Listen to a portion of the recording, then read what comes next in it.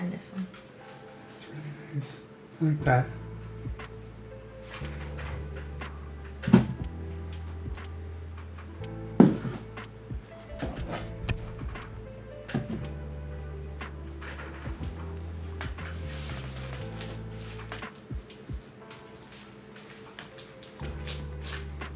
You need to get.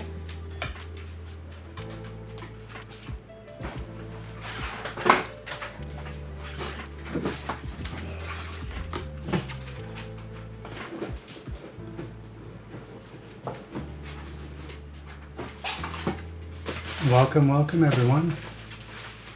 We're just getting ourselves set up here. Hopefully everybody's having a nice evening so far, nice Saturday evening. Thank you for those likes coming in. Oh, him just having to smell everything. Of course. They have a new brand, so I figured they was all on sale. Well, there you go. Hi Jade. Hi RJ. I am so far having a good Saturday. Finished doing some reading. Thank you so much for the heart me and the tiny dino. Hi Sarah. Excuse me. Yeah, you let the cat roam and he's just gonna knock everything over. Can I open it? No? He's gonna do an opening video. Okay. Bam. And I didn't know what color to get that would go better with the robe. So. There you go. Alright, so just gonna get everything all set up here. I thought it was $200. And multi-guest. Oh, was he trying to bite He's chewing your head. Oh my god. Excuse me.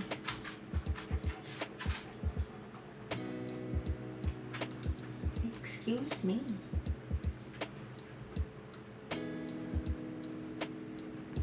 Alright, so invites are sent out. Hello, hello.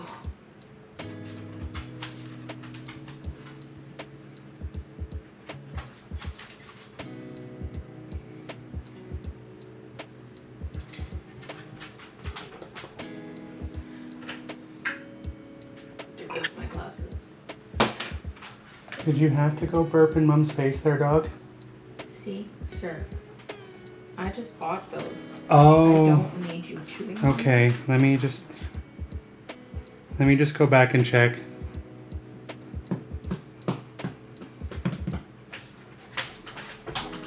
Enough. Okay, not a problem. I'm hoping everything's okay.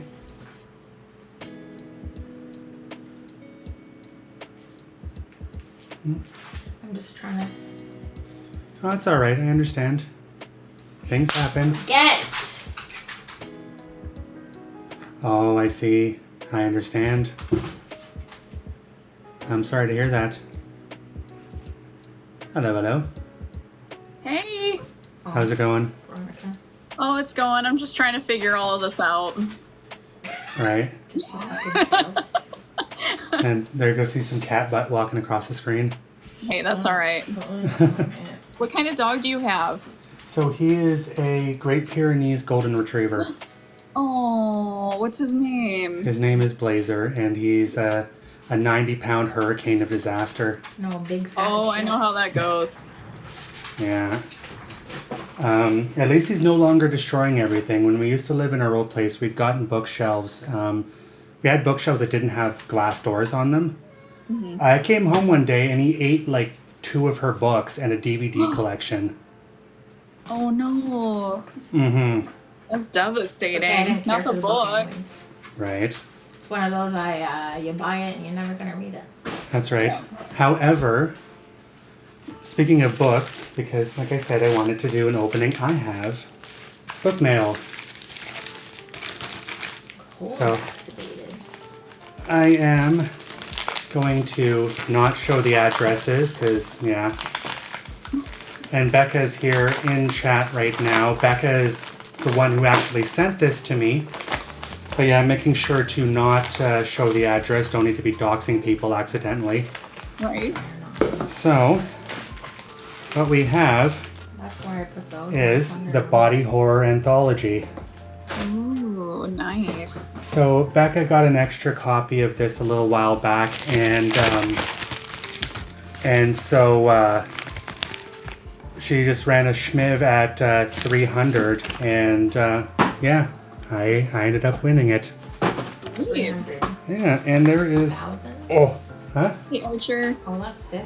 And oh my god, look at this bookmark. Oh, that's sick. That is super sick.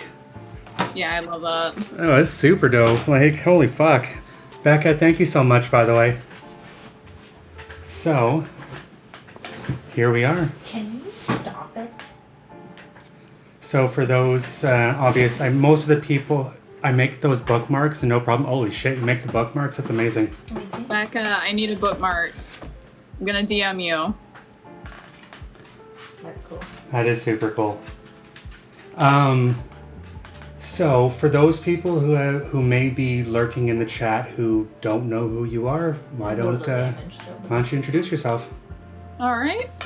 I'm Sarah DeRosa. I am an extreme horror reader, and I am now an extreme horror writer. I just finished publishing the Kink Chronicles Volume 1 Foodies, which I have right here on my screen. And that came out July 10th, and I have a novella in the works right now, so it's been a busy month. Fantastic. Archer says, with very little triggers, which is your catchphrase. Yeah. But yeah, no, I finished reading that today. I started it earlier in the week. I wanted to have it done by like Thursday, but then I hit this just slump where I was like, I just don't want to fucking do it right now. Yeah, no, I get that. But I'm like, it might help to do the interview if, I actually have read the book. But so I just want to say, Melted Dick, that is a new one. That was the one that stood out because I was talking to Cece, and that was what just stood out in my head. I'm like going through it, and all of a sudden I'm like, okay, he's got like a kink thing with like pouring hot stuff on his ding dong, and then shit just hits the fan and melts it, and I'm like, oh fuck me, dude. Yeah, you're right. Yeah. Beth is giving me this look like, the fuck did you just say? Like, Please don't. huh? Please don't. Yeah. But and then Chubby Bunny took a turn that I was not really expecting. You're not the first person I've heard that from. Right? We love cheese. I love cheese, just not that much. Right. Just not that much.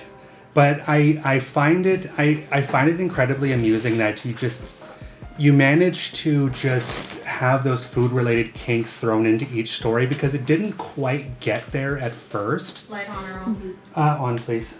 Love you. Love you too.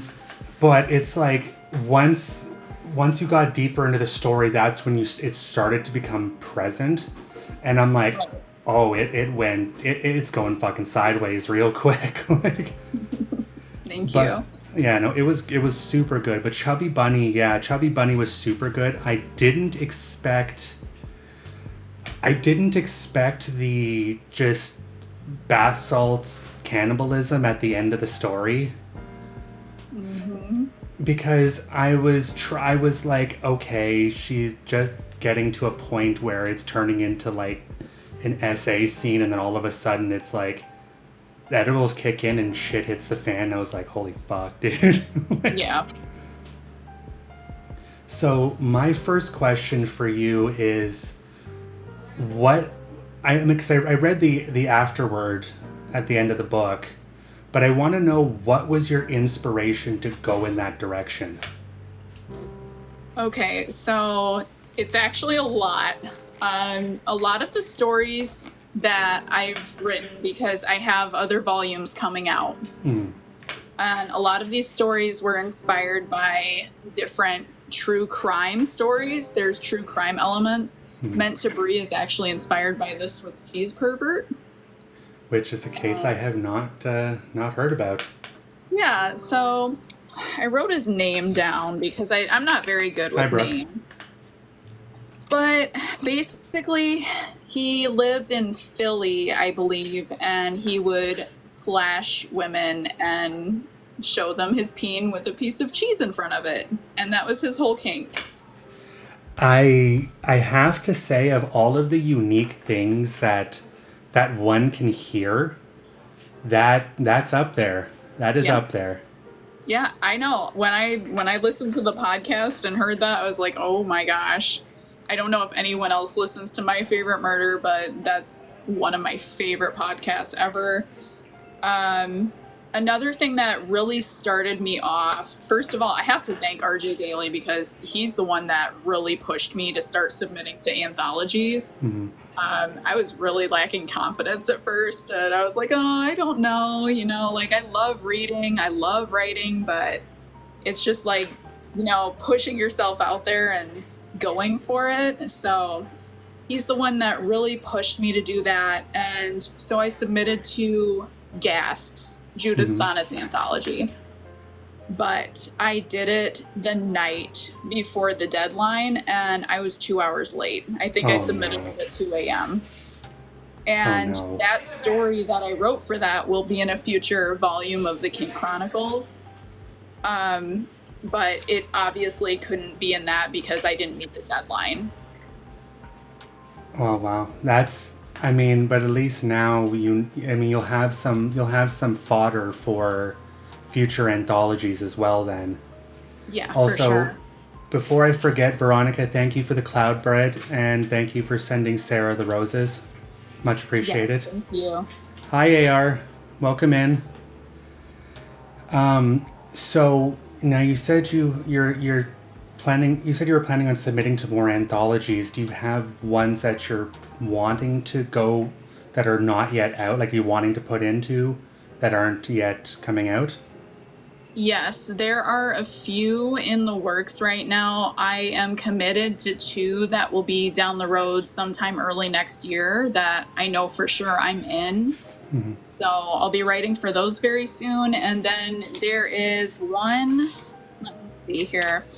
There's one that I'm writing to that has a deadline of September 30th, and that's going to be like a technology-based horror anthology. So nice. I'm going to submit a story to that, and also Judith Sonnet's newest, that I think the deadline for that is August 20th. Oh wow, so you've got a busy few months ahead of you. Oh yeah. Yep, it is very lined up, and I'll be releasing my novella soon. I'm working with Dan Schrader on the cover. He is phenomenal. So he designed my cover for me for that. Oh, and nice. Yeah, it's probably coming out late August, early September. Well, there you go. That'll have to be a late birthday present to myself. When's your birthday? August 11th. Okay, all right. Mine's September 4th. Oh, nice. Well, happy early birthday. Oh, thank you. Happy early birthday as well. Yours is coming up way sooner, but... Yes. And it's funny because I mentioned this in the bookish, non-bookish things about me video, but funny enough, I share my birthday with my mother. Oh, that's cool. That's really cool. Yeah. My dad's is August 28th, so we celebrate usually around the same time as well because it's only a few days apart. Well, yeah, like with that short of a time span between, it's like, might as well just nail them both at the same time. Yeah, for sure. So this novella, what can you tell us about it? So the novella is called Daddy is the Word. And It is going to be kind of like a To Catch a Predator vibe. Okay. It's splatterpunk. And it will be extreme horror. A lot of people told me, Foodies was just right, but it wasn't extreme, which I totally agree with. Daddy is the Word is going to be extreme. Oh, good. So Yeah, I'm very excited about it. It was an interesting learning process to understand how to write gore, and I'm just going off of what I've read and what I've researched, so I'm probably on some watch list, I'm sure. But No, I it's funny you say that because I had made that same comment in, I can't remember what live I had made it in, but I said that with the stuff that all the authors have to research to write the really vile shit, like somebody out there has to have taken notice. Like, oh yeah, I have seen things that I just never thought I would need to see, and it's imprinted in my brain now. I can't get rid of it. well, I mean, to be fair, it's not necessarily a bad thing because I mean, at the end of the day, it's like that's just cannon fodder for future material. Yep, absolutely. So, with the novella, what was your inspiration behind that one? So I get inspired by music a lot, and I know Archer's gonna appreciate this. Others might not so much, but Insane Clown Posse does a song called "To Catch a Predator," and I was hooked by that. And I was like, you know what? I'm gonna make this into something. Like, this is fucking incredible, man. So Absolutely. That's a song I haven't heard in a very, very long time. Yes, yeah. Like, at one point, I was just religiously listening to ICP in my late teens, early 20s, and I'm just like, when you mentioned it, I'm just like, oh man, that just brings me back. Yep. So that's what inspired it. But I definitely took my own creative liberties with it, and one thing I really try to do when I'm writing is work on character development, which is why the Kink Chronicles characters you get so much of their backstory before you get anything that's actually actionable. Mm-hmm. It's very important to me. So with the characters in the novella, Brian is a dad and he's a retired cop. He has a hard-on for just against pedos, and he spent a lot of his career pursuing them in some corrupt ways, and then his daughter comes to visit for their annual summer together because he's a divorced dad, and she confides in him about something that happened to her, and it all takes off from there. Oh shit. So we're talking about a hunting story at this point then, eh? Yes. Oh, lovely. That makes me super happy because, and I had mentioned this before, things involving children in books, like I can read that, but it's one of those topics that, especially when it turns into sexual violence, I'm just like, no, don't. Yep.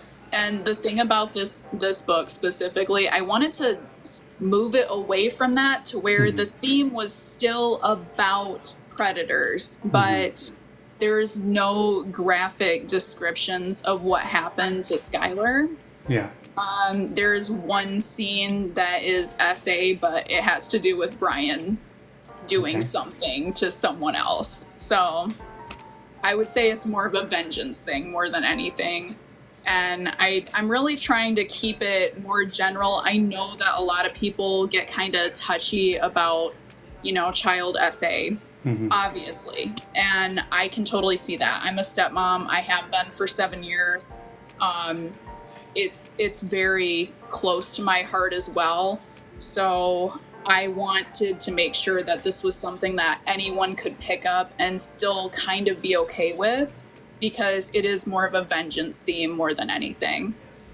That's wonderful though, because because I can understand it being in there, but like for example, and I've mentioned this several times previously, Stuart Bray and Jason Nicky, when they did When the Mockingbird Sings. Now that scene was brutally graphic. Like, it was not fun at all, but ultimately the perpetrator got viciously just destroyed by the end of the book, which when that happens for me, it makes reading the act in the first place not nearly as bad, because then I know yes, it's shitty that it happened, but the perpetrator is now just getting what he deserves because of it. Yeah, I really need to pick that one up. It's been on my TBR for a grip. Yeah. But, it's just one of those things I keep putting off, and I think it is because of the content. I've heard that book is brutal. Yeah, well, I mean, it's why, like, on the front cover, it's literally a review, and it says, Jesus fucking Christ. And that was literally the first line of my review. I was like, because by the end of it, and let me preface this by saying that Stuart Bray and Jason Nicky know how to just bring out the fucking worst in a character. Oh yeah, for sure. But I was just like, holy shit, like the brutality, the outright destruction was just top level. But yeah. It's very short. I think it's like 70, 80 pages, something like that. Like, it's super short. Okay. Like, you could knock that out in a few hours. Have to grab that. Yeah.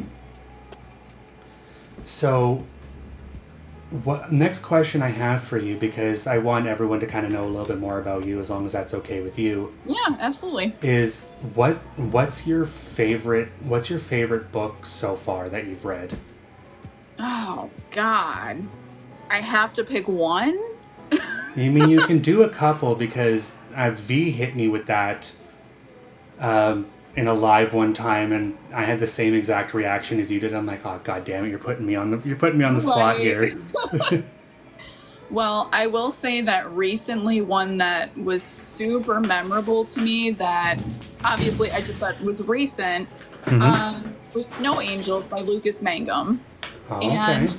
Yeah, that one really evoked emotion. It was more paranormal than it was anything intensely gory.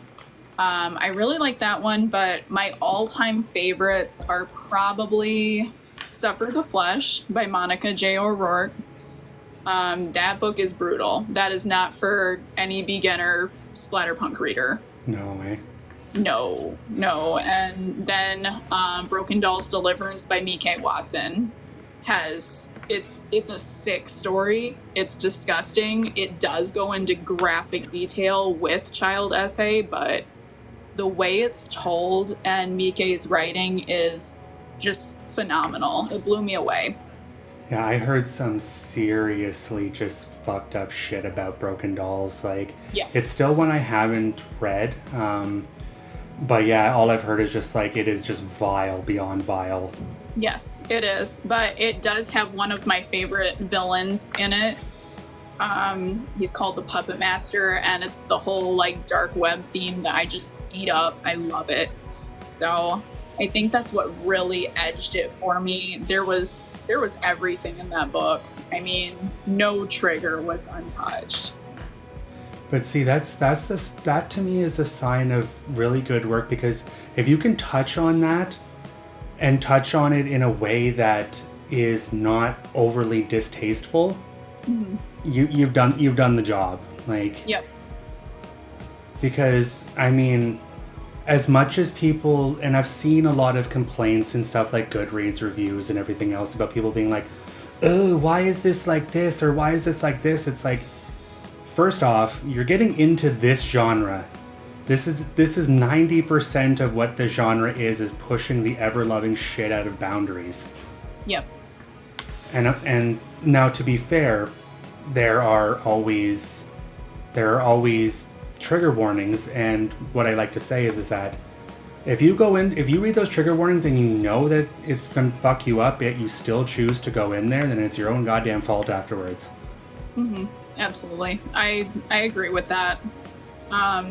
Yeah, I don't think there's much that wasn't touched with Broken Doll's Deliverance. Like, there's a scene with a dog. There's, obviously tons of dark web stuff, but overall the storytelling is really what got me.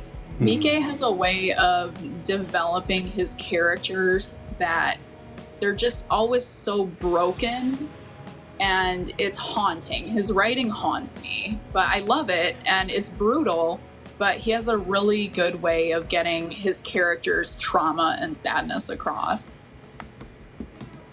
Yeah, no, that's definitely something that I enjoy in books is make it impactful. Yes. So Kale says the first one is good and caught so much hate, but the second one is top shelf. RJ says real life horror hits the hardest. I can definitely agree with that point. Yes. And Veronica just said, I enjoyed Broken Dolls. I understood where it was going. Mm-hmm. But yeah, honestly, one thing I love about this community is like, because I watch your reviews, I watch Veronica's reviews, I watch most everyone's reviews when they put it out. Mm-hmm. But y'all are the reason I'm never going to have an ending TBR. Yep. Like, I feel that every time I watch someone else's review. I'm like, well, right. There's another one. The one thing I will say, coming back to the King Chronicles, is after reading it today, I am still so super excited to just add that to my collection. Aw, awesome. Well, thank you so much. Because, yeah, you did a really good job on that. And I actually didn't know until a couple days ago that you had works. I knew about the Sydney feature.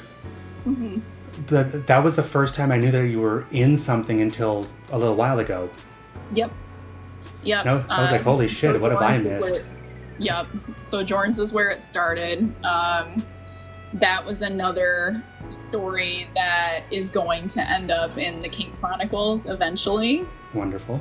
Down the road, the Vicarious Vent will definitely be in one of the volumes, and the other two lined up, I have notes on them here.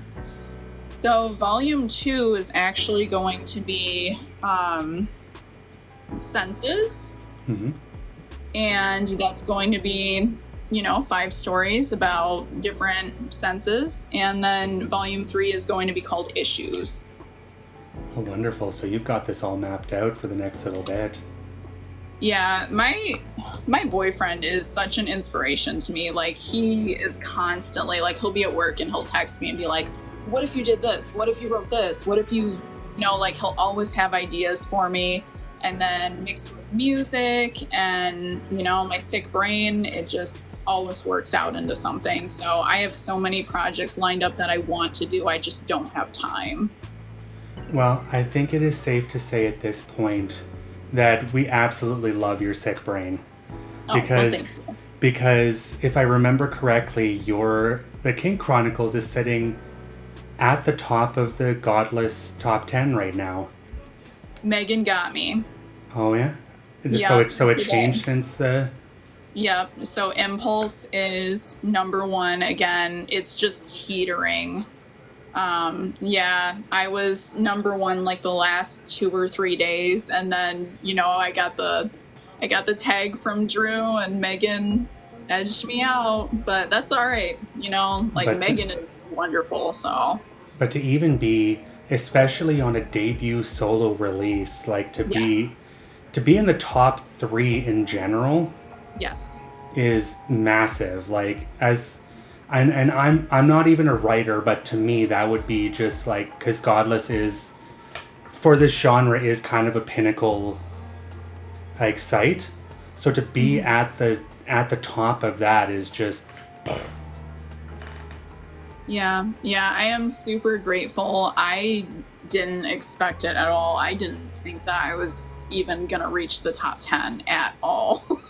So I am grateful for everyone's support. It has been a whirlwind of a month, and that's seriously made my month, because it has been a terrible month personally, but I've had the release, I'm working on the novella, my laptop broke, so I had to go get a new laptop a couple days ago, so... Oh, I'm sorry to hear that. It's alright, it is what it is, As long as we can extract the work from the hard drive, which my boyfriend promises that he can, so hopefully we'll see what happens, because I did not back some of that stuff up. No, of course, and I understand that. Going back to the chat, so RJ says hardback release for the trilogy. Yeah, I like that idea. AR says we love you, and V says you're number one to us. Oh, thank you guys. Love you too, AR. And then we have another comment from RJ saying you deserve it. Solid. What does he say? Pros? Yes. Thank you so much. I appreciate it, RJ. And thanks for giving me the push, because I would have probably sat there for a while before I released anything or tried. So, you know, it's really that support of the community that I just love so much. Everyone's been so approachable and supportive, and I just, especially Splatter Chatter, I love our group. I love it. And you and I are very much in the same mindset in that regard, because I've mentioned it before, is that this community in general has given me a place where I feel like I fit in, where I can be weird and, you know, like fucked up shit. And the reality is that everyone else likes the same fucked up shit. Yep. So I have a question from V. V says, is there anyone you'd like to collab with in the community that you haven't yet? Ooh, that's a good one, V. I would love to collaborate with Lucas Mangum, but I know that is shooting very high. But he is such a wonderful writer, and I absolutely love the way he writes. He paints a picture. He's a sensory author. You know, you're gonna walk into that bar and smell the old cigarettes and you know, the beer, and like it. He's just really good. He is really good at what he does. So I'm gonna say Lucas Mangum. Asher Dark would be another one, but I'm not sure if we would mesh, because she's so good at the gross out, and I'm still learning it. So maybe she would be one to take me under her wing and help me, you know, kind of structure gross out more, because I think that's where my weakness is. So I'm still working on it. So I'm just going back to the chat here. Jenny says number one to us. I can't wait for Books and Brews. Thank you, Jenny. I'm so excited to meet you. Archer says we love it. V says, I love you all in Splatter Chatter. I'm glad we're all together. I can agree with that. Thank you, V and Karen. You guys are rock stars for handling and managing everything that you do and having this beautiful baby. I mean, this is such a gorgeous community. I'm so grateful. And V says, we can make that happen. He's one DM away. Say the word. Hey. And AR says, no, it's not. Shoot your shot. You never know. Lucas might collab. Don't know until you try. That was the point that I was going to make, is like, the worst you're going to get is no. Yeah. Yep. I agree. I think that once I kind of clear my own plate with, you know, I want to get the King Chronicles done and executed well. Mm-hmm. And I do think RJ's onto something with that hardback release of the trilogy. And I really do want to, I have a couple more novellas in mind too, and I have a novel that I'm done with. I started it last year, but that's on the hard drive, so we'll see if I didn't screw myself over with that one. Fair. Yeah. What I would recommend for that, and just because this is kind of my job. Yeah. If you have something like OneDrive, which you can get a small amount of OneDrive like free through Microsoft. Okay. Since if your hard drive didn't fill in the old laptop, and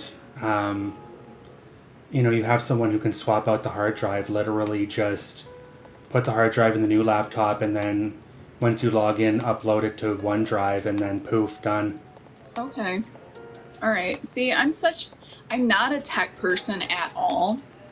And my boyfriend said, just let me swap out the hard drives. And I was like, no, because I don't want, you know, like, it's a brand new laptop. I'm worried about, you know, things being off afterwards or being broken. And he's like, dude, that's the easiest way to do it. Just let me do it. So we've been going back and forth about that, and we both feel strongly. So you've convinced me. I'll let him swap out the hard drives and get it on OneDrive. Yeah, because to be fair, I do that on a daily basis. Like, I've had to do that dozens of times when somebody's computer crashes. I just literally I switch out the hard drive into another model computer, and poof, there you go. Okay. Back to the next books in the Kink Chronicles.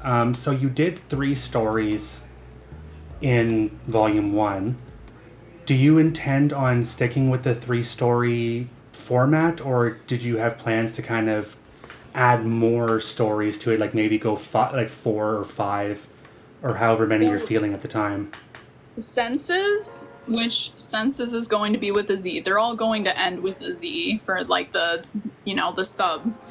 So senses will be eyes, ears, taste, touch, and smell. So it's going to be 5 stories. Okay. And then issues, which will also end with a Z. That one I'm not too sure about. I just have a couple stories right now in the works. That's probably going to be where you see the one that I originally submitted to Gasps, and where the Vicarious event will come in as well. So I have 2 there, and then I have 2 more ideas. So there's at least going to be 4 in that one, and I think they're going to be lengthier.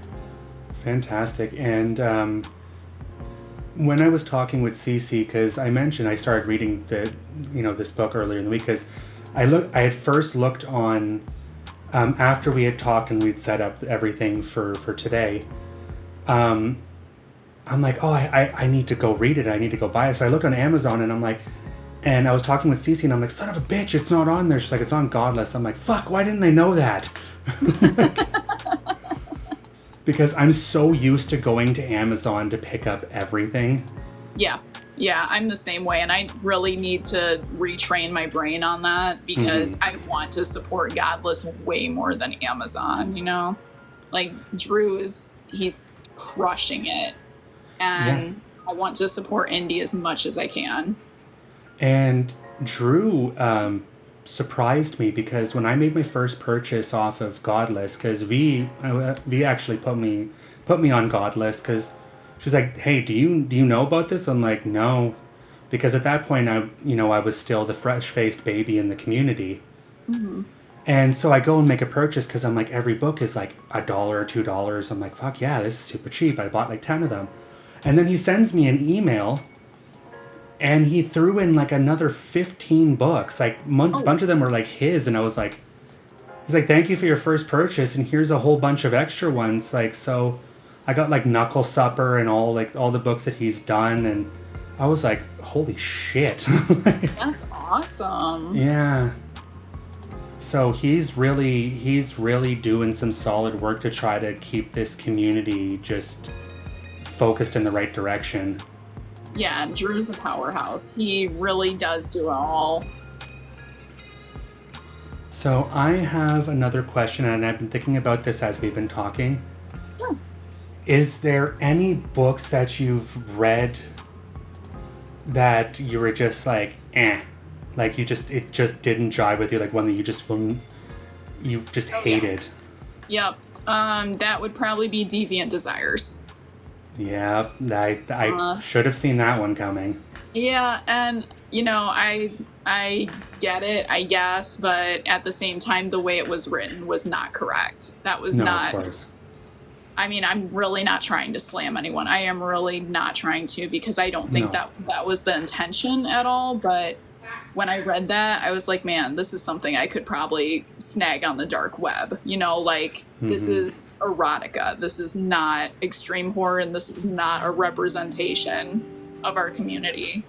No, and because I'd only become aware of that a little while ago, and the moment that it was explained to me what this was about, I'm like, yep, see you later. Like, yep. Like the moment the plot line was mentioned, I'm like, check the fuck out right now. Like, that's staying right where it needs to be, and it's not in my fucking library. That's for sure. Yeah. Yeah, unfortunately it isn't mine. I need to clean out. I still have Tampa on my bookshelf. That's another one that I was not too keen on. I heard some. I was like, FBI open up. Yep, that's right. Tampa, yeah, I heard was icky. Yeah, and that's based on a true story, I believe. So that's even ickier to me, but Tampa was written very well. It's just, it was erotica as well. It was graphic and from the predator's perspective, and I'm not trying to spoil anything, but it does not end the way that I wanted it to end. No happy ending on this one, eh? Yeah, so that's really what I was trying to do with Daddy is the Word. I know that a lot of people feel like the whole Predator thing is way overplayed, but I wanted to take it from another angle that is more in a generalized community's comfort zone. Yes. So that way it's not so appalling and it doesn't have to focus on the sex. Like, I really enjoy playing with writing in the way that I can take a subject I'm interested in, like sex, and I can make that more of a conversation for people and more of a comfort thing, because a lot of people, you know, they're like, I don't want to read that. And I'm like, look, it's more like the King Chronicles is more gore and character development, I think, than anything sexual. Yeah, I will say, coming back to that point, however, the way you did it in terms of character development, and I'm going to come back to Chubby Bunny again. Yeah. Because and for those who haven't read it, I am sorry, but that's how I need to kind of preface this with what happened.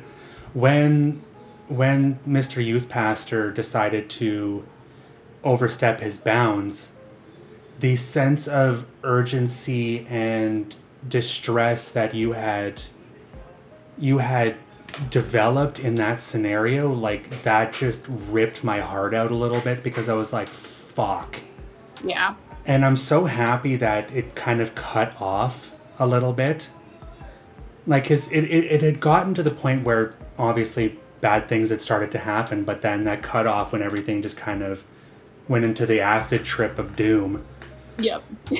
Acid trip of doom. I like that. But no, like, the way you had wordplayed that, just, it's like I could see this in my head like I was watching a movie, because it was like you're right there experiencing that moment, and it's like, I don't want to experience that moment. Like, yeah, it was definitely, it was uncomfortable to write. A lot of that is based on a personal experience, which sucks, but writing is therapy. That's right. And reading is therapy as well. I mean, that's one of the reasons I love the genre. A lot of people in my personal life disagree with me on that, but I think that this has done wonders for my mental health. And it was very important for me to write Chubby Bunny. Yes. That was a story that is very close to me. So I really wanted to allude to, when I cut that off, to allude to her best friend saving her from that scenario, because that's what it's discussing when, you know, they hear the footsteps come back. So she's coming back down the stairs and she's catching them in the act. Which is, you know, it's definitely where I thought it was going to go.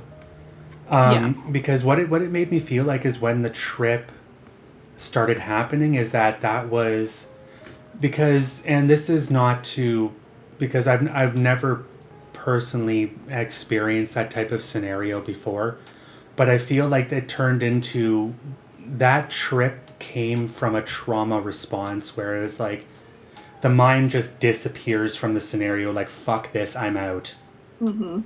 So that was the impression that I got when it went in that direction, is that this was like, the brain's just like, shut it off, fuck off, go away, like. Yeah, absolutely. And I will say that, on a side note, this just popped into my mind to talk about.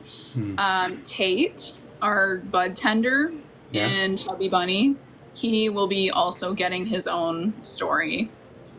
Fantastic. So we'll see more from the trippy devil's lettuce. I'm trying to say stuff that's not gonna, I don't know what I can say and can't say on TikTok. Well, it's already set to 18 plus, so you're good. I do it because I cuss a lot, so I'm like, I don't need kids coming in and being like, hearing me just cussing my face off. This is a two-parter question I have for you. Sure. What is your favorite trope in a book, and what is your least favorite? Ooh. So I'm going to say I love anything real world horror because I think that's what scares me the most. It's something that I know exists, especially the dark web. Mm-hmm. I eat anything up that involves the dark web. I've always been fascinated with it, and I love reading about it. Never been on it. It scares the shit out of me. As far as what I don't like, I struggle with cosmic horror, like any kind of cosmic horror. Okay. My imagination just can't always get there. So the writing has to be pristine, which, and same thing with paranormal, like Lucas Mangum's Snow Angels is a really good example of that. I'm not a paranormal person, but that book was so well done that it took me on the journey with the paranormal entities and, the whole lore of it. It was a really good book. So going back to the chat here, V says it's got to be a good mix of splatter and cosmic for me. Yeah, absolutely. Jenny says real world horror is scary, home invasions wreck me. Also, no sir, you're not climbing on the computer because you're going to step on the power button. Ooh. Yeah, my cat likes to sit on top of my computer, but he ends up stepping on the power button. But home invasions wreck me. I also struggle with cosmic horror. KL says, I 100% agree. Cosmic gets lost on me. RJ says, real world horror is the best. Archer says, I don't know if this was asked already, but what first got you into extreme horror and splatter? So yeah, let's touch on that question. I think that was, oh gosh, it might be a couple years ago now. I know it was summer and I was watching TikTok, and I think it was the slob that came across my For You page first. And I was like, okay, I have to get on this because I'm one of those people to where I love horror, but up until that moment, nothing was satisfactory for me. Like, nothing was extreme enough. Nothing went to the deepest, darkest places that I wanted it to go. So instead, like, it would just be, generic horror. And then I listened to, I think it was the audiobook of The Slob. And I was instantly blown away by it. And I fell in love with the genre. Tender is the Flesh was another one that, I was so screwed up from that book. So I think those two got me initially into extreme horror. Well, there you go. Funny you talked about The Slob because that was one of the first books that I had read as well. Mind you, I went straight off the deep end. Like, I started with Playground. Oh, okay. Yeah, so I think for the first 5, I went Playground and then Womb. Yep, Womb was up there for me too. Yeah, and then Dead Inside. Okay. And then The Slob, and then Son of the Slob. So I just did that back to back. Gotcha. But The Slob, and especially in audiobook format, that would hit so hard. Yeah, I'm pretty sure I was like painting my living room and listening to it, and I was like, my mouth just kept dropping. I was like, no way, you can't actually write this. Like, I thought it was illegal. Yeah, well. I was like, there's no way you can write this stuff and get away with it, but. The one thing that stood in my head, though, was the barbell. That scene will always stick in my head for the rest of my fucking life. Now that I've listened to it, I want to reread it and then read Son of the Slob back to back, because I haven't read that one. And that way I get, like, the full experience of it. Kale says, dude, you went Splatter 404 class. I was expecting Zola to be in your first 5. See, for me, when I pick my books, I try to pick the most screwed up shit possible. Yep. Because I like the challenge of seeing on whether or not it's going to push me to the point that I'm going to be like, you know. Yeah, I agree. And yep, I still have yet to find that. Yeah, I think that, oh gosh. So Tender is the Flesh, The Slob, Womb was definitely an early one for me. I think another one that just captivated me right off the bat was No One Writes for Free. Oh, yeah, that one. I was mind blown. Like, I was disgusted. And I think that's kind of where I realized that I also really like group humiliation stuff, as far as the extreme horror genre. So that's definitely something that I enjoy reading. KL's got an awesome book that features that called Last Call. I have Last Call. Last Call was brutal with that. Yeah, No One Rides for Free was, I think it was within the, because I started really reading and starting like investing into the book talk community around May. I started reading in March, but I kind of kept to myself, didn't make any videos or anything like that. Mm-hmm. But when I really started, investing my time in it, that was one of the first books that I touched on, and I was just sitting there by the end of that, and I'm like, how, why, what the fuck did I just read? Like, yeah. And, which ultimately, and this is always a sore spot for me because of everything that happened. Ultimately, it pushed me to get the second one, which is no longer available, and I don't have it in my collection anymore because of those reasons. Mm-hmm. And I feel really bad for Judith because she didn't deserve that, because that, even if, I will say that book was just a one-up to the original to a degree, because it just I felt like I just got skull-fucked when I read that book. Oh, man. I didn't get to that one before everything happened. Yeah.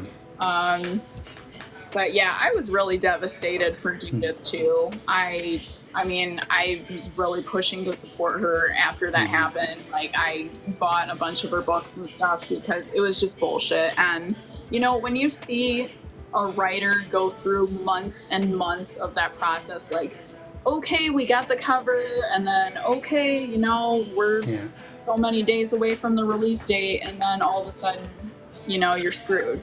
And it was just devastating to see her have to take any kind of financial hit, because I believe she's a full-time writer. Mm-hmm. And she didn't deserve to take that financial hit because of someone else's poor choices.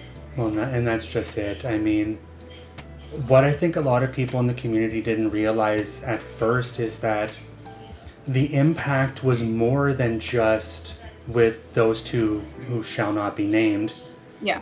That extended to and put arguably a very sour taste in everybody's mouth. Like, at that point, it put a black mark on the community, because they were not small names either.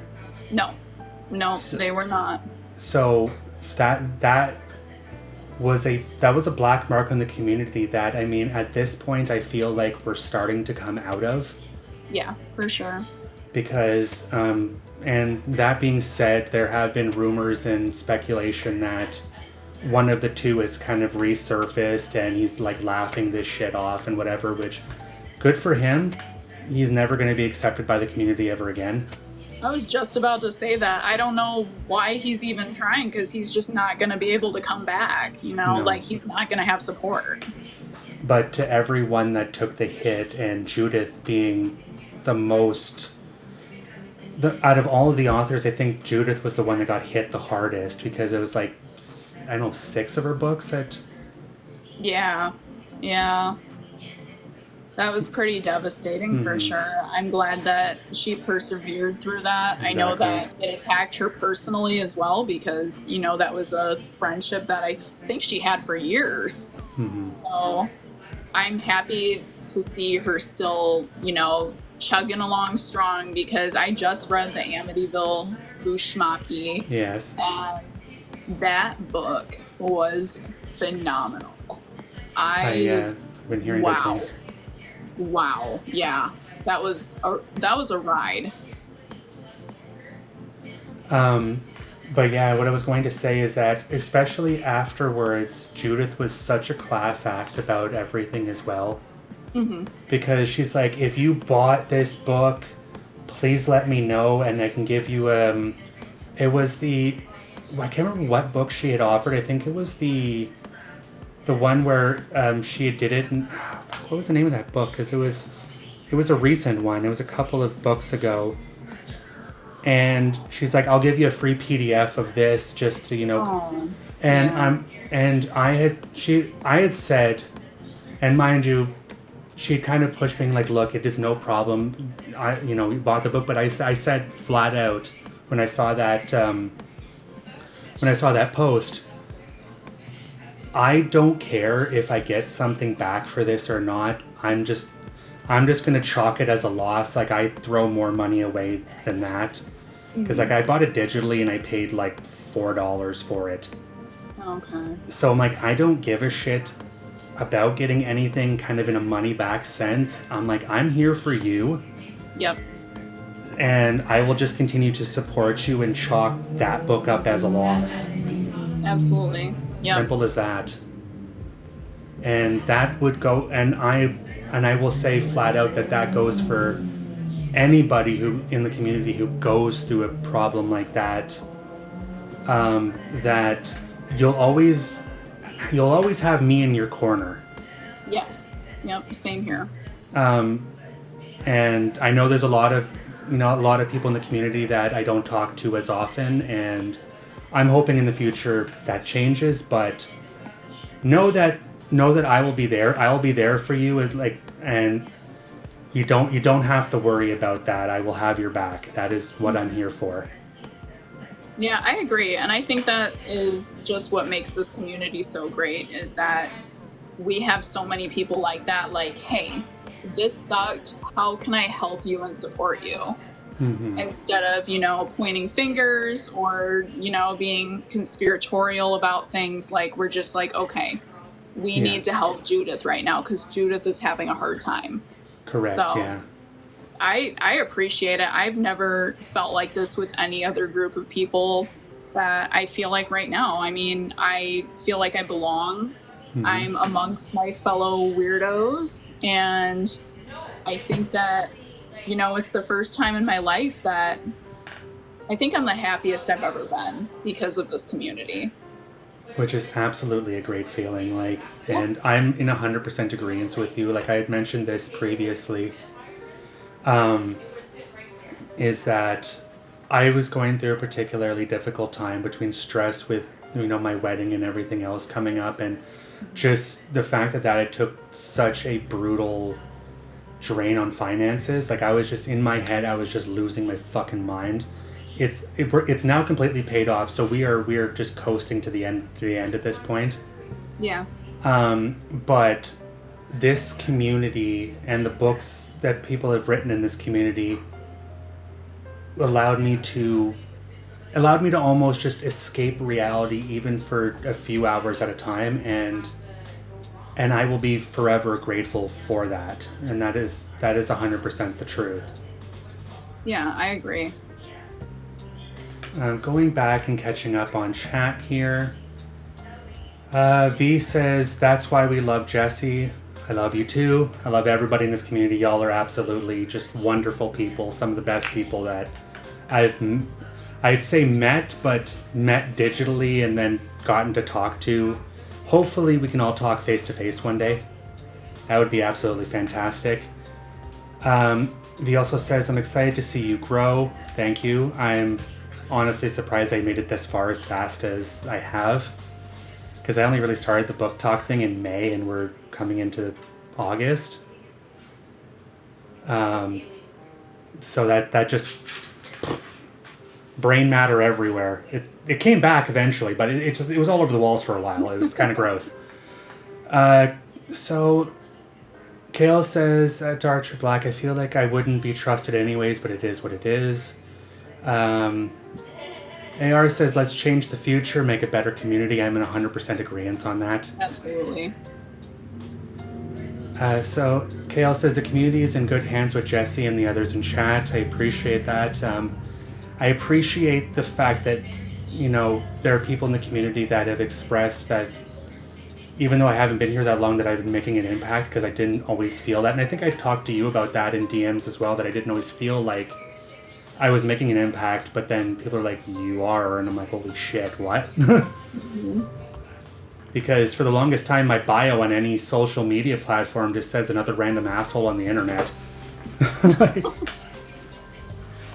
Extreme Horror Reddit was iffy. I was so surprised. Yeah, there's other book talk communities right now that I've been seeing, because I follow a lot of people that are not just only in this realm of reading material. Like, I follow a lot of book talk accounts, and I do that because I want everyone to have one extra person in their corner. Mm-hmm. But there's been just like so much ridiculous drama that's come up in other communities, like the dark romance community with that whole Wade Wilson bullshit. Like, yikes. I don't know anything about that, but because if you've read any dark romance, obviously, like most male main characters are that kind of like really not good people. Yeah.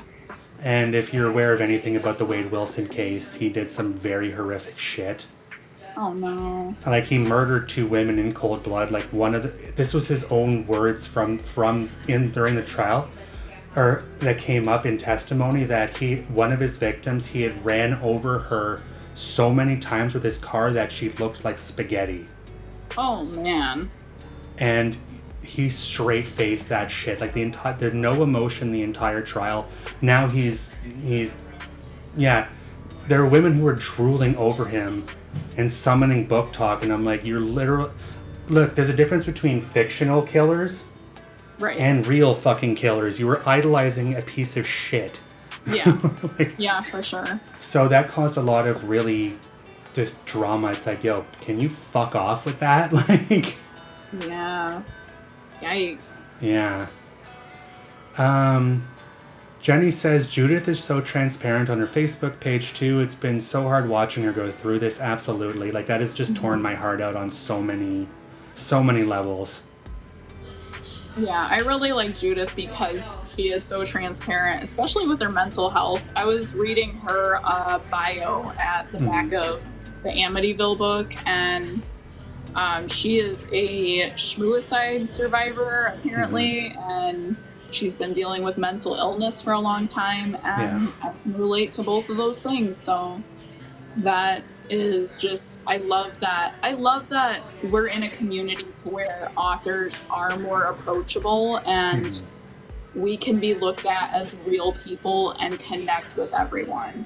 I try to be super open as well about everything that I've experienced, because I never want to make people feel like they're alone. Oh, and that's just it. Because no matter the trauma, nobody should be facing that alone. Like, I get it. For a lot of people, there is a sense of pride. Like, because depending on how old you are and what generation you are a part of, the older generation was always taught to, kind of stuff your feelings down and not really share those with others because nobody gives a shit. Like, but the reality is that bottling that up only just makes it worse, and that's why we end up with, not only in the US but Canada, so many, people checking out early. Yeah. Because they're afraid to fucking talk to people. Yeah, I've definitely seen that. It's devastating because I know I grew up like that, to where you don't talk about your feelings, you deal with stuff on your own. That's what makes you strong, is that you don't need help. So I recently went to therapy, probably 2 or 3 years ago now. Mhm. And I was like, man, if I would have done this a long time ago, I could have saved myself some real devastation. Well, and that's the worst part too, is that because the longer we hold it in, the more likely we are to basically go self-destructive, because then we start building bad habits to try to cope with that trauma, because we have no other way to process it, and then just eventually for some people it spirals out of control. Mm-hmm. Also, just going back to chat here, AR says, "You are Jesse, thank you for the support. Not a problem at all. I am more than happy to do it." V says, "Having old school Latino parents is just that. Mental illness isn't a thing that is talked about, it's just ignored. I'm changing that in my family." That is, Yeah. everything starts with a first step, and that is a great first step. Yeah, we have to break that generational toxic, mental state that we're all in. It was a big thing in my family to sweep everything under the rug and never talk about it again, Absolutely. And, like my dad's full Italian, and he's that way too, V. I get that.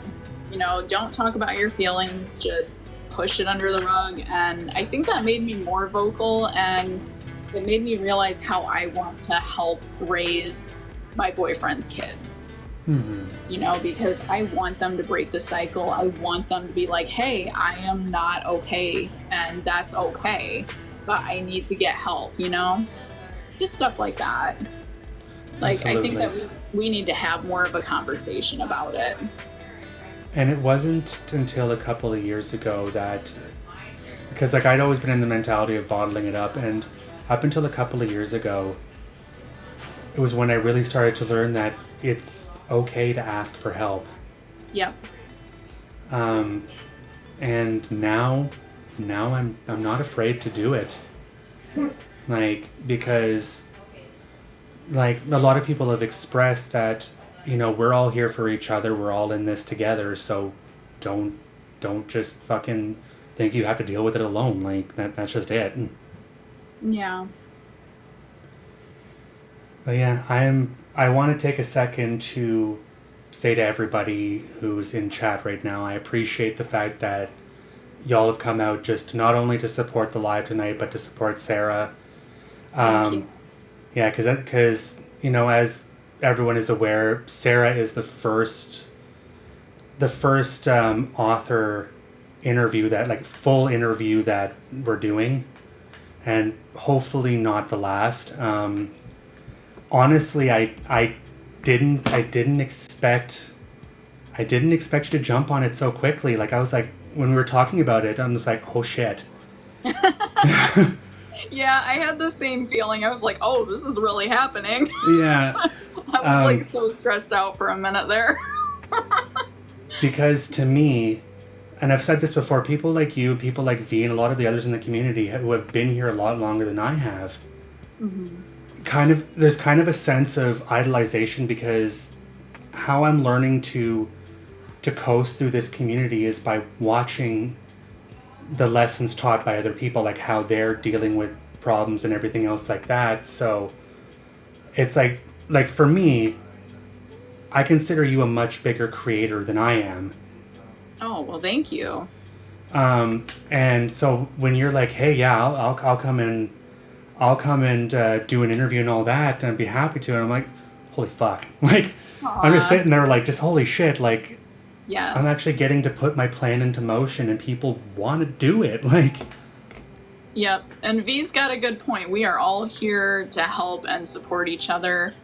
I was mind blown. I was like, oh, you want me? Like, I was, just freaking out. I geeked out when we brought it up, and I'm just so happy to be here. I'm super awkward, so I was worried about how I was going to be with that. It's definitely not the same when, when we're in the normal lives, and, I'm not on the spotlight. I can just kind of casually contribute, and I just wasn't sure how this was going to go, but I am so grateful to be here and that you considered me for your spotlight, especially your first one. That is badass. Well, thank you. I really appreciate that. And I'd mentioned this previously, is that having authors on to talk about their works and what drives them and everything else is my way of giving back to this community for everything that they've given me up to this point, because not only will you have your platform to work off of, you have mine as well. So that's what this is to me, is that you have a platform, another platform to say, hey, look at me, this is what I'm doing, like, this is who I am. And, you know, like I said, my platform may not be the biggest right now. Like, we're sitting at 1,037 followers, which is the most I've ever had on any social media platform I've ever had. Yeah, same. I am mind blown by my growth as well. Like, I think I started in December-ish, and I can't believe where I'm at. And What are you sitting at now? I think I'm a little above 2,300. Not bad at all, especially for that short time period. Like, it's only been almost 8 months. But what I love more than that is how much interaction I'm getting with people, because I am a socially awkward person in general, and I have spent a lot of my life, because I have an anxiety disorder, not talking to people. Yes. Because it's a me thing, you know. It's not like, oh, I don't want to talk to you. It's definitely on my end. So having a community that's been so patient with me to grow with me and let me develop and kind of, you know, come out into the world and show my personality for all its quirky weirdness. I mean, I just really appreciate everyone. Well, and that's just it, is I used to be fairly social a lot, like, you know, easily being able to talk to people outside of just the realm we're in now. But, like, when the pandemic hit, I think that changed a lot of it for me, because, like, when we were starting to be able to go back into stores around other people, like, with less restrictions, I got very, very paranoid very quickly. Yeah. And so I developed this, like, mean social anxiety around that. Like, I'm slowly starting to get better, but I'd rather be around people that I know. Yeah, I'm the same way. So, like, in this setting, I feel like I've kind of returned to myself again, which is great. So, like, this is good. I think this gives a lot of people in the community, and you've got some serious love going on in the chat right now. Like, yeah, MF Spade's my boyfriend, so. Well, there you go. Aww. I mean, you're loved by the community. There is no doubt in my mind about that. Yeah, thank you. I really appreciate it. And I love all you guys too. Like I said, I mean, this has been such a growth opportunity for me. I feel like I have finally found my voice and my confidence, and now I get to kind of be an advocate in a way for other people that aren't ready to talk. And that is, I want to tell those stories. I think it's important that, you know, we address things like mental illness and SA and, you know, all the things that make the extreme horror genre what it is. Because it's just really important to have those conversations. We have spent the last, you know, decades, multiple decades, shutting that all down and being like, no, that's taboo. You can't talk about that. And I'm tired of it. I grew up that way. Like, no, we can't talk about that. Like, no, I want to talk about things that are naturally occurring. I want to talk about trauma. I want to talk about how I'm feeling. And that's why I'm trying to be as vocal as I can with my platform. No, absolutely. And that is, there's one saying that I have always lived by, is be the change you want to see. Yeah, absolutely. Archer said, I better stop mentioning how pretty Sarah is now. Aww. Yeah. Thank you. Don't ever change, Sarah. Thank you, V. You never change either.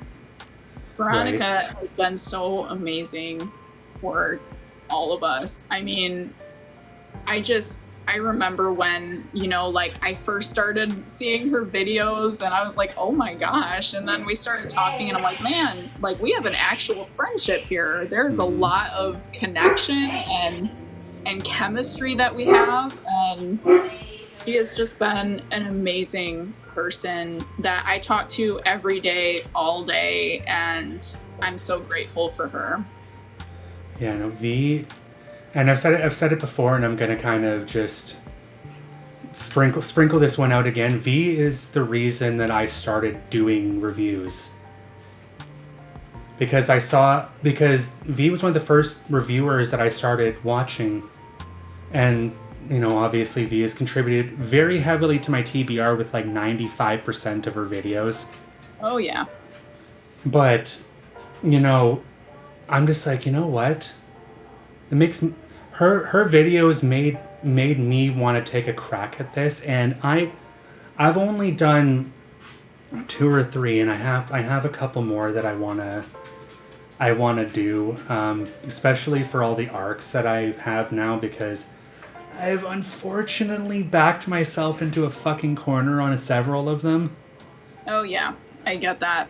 I'm going through the same thing. Yeah, because I've got The Dark Thing by John Ashley because he sent me that physical arc a little while back, so I have to read that because I think it's September 13th, I think is when his book releases.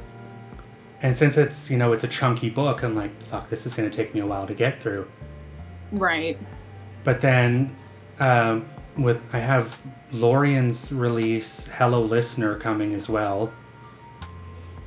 And then now I have 2 Jerry Blaze books that I need to go through. Right. And I'm like, oh God, what have I done?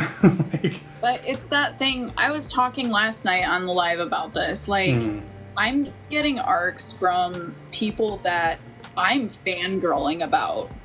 I'm not saying no to Asher Dark. Are you kidding me? I've got Asher's too.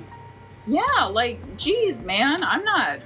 And I love KL's work, like, KL all day. I love KL Alistair. So, when he, like, put out the post about, needing arc readers, I was like, hey, buddy, because I was all ready for the Willows. So that was an excellent read. I just finished Splatter Park, and that slapped so hard.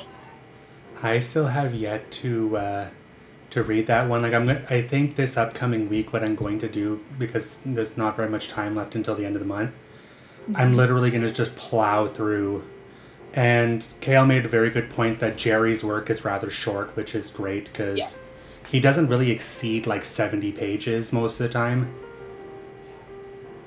Yeah. And so I'm like, you know what? I can bang a couple of those out in like an afternoon.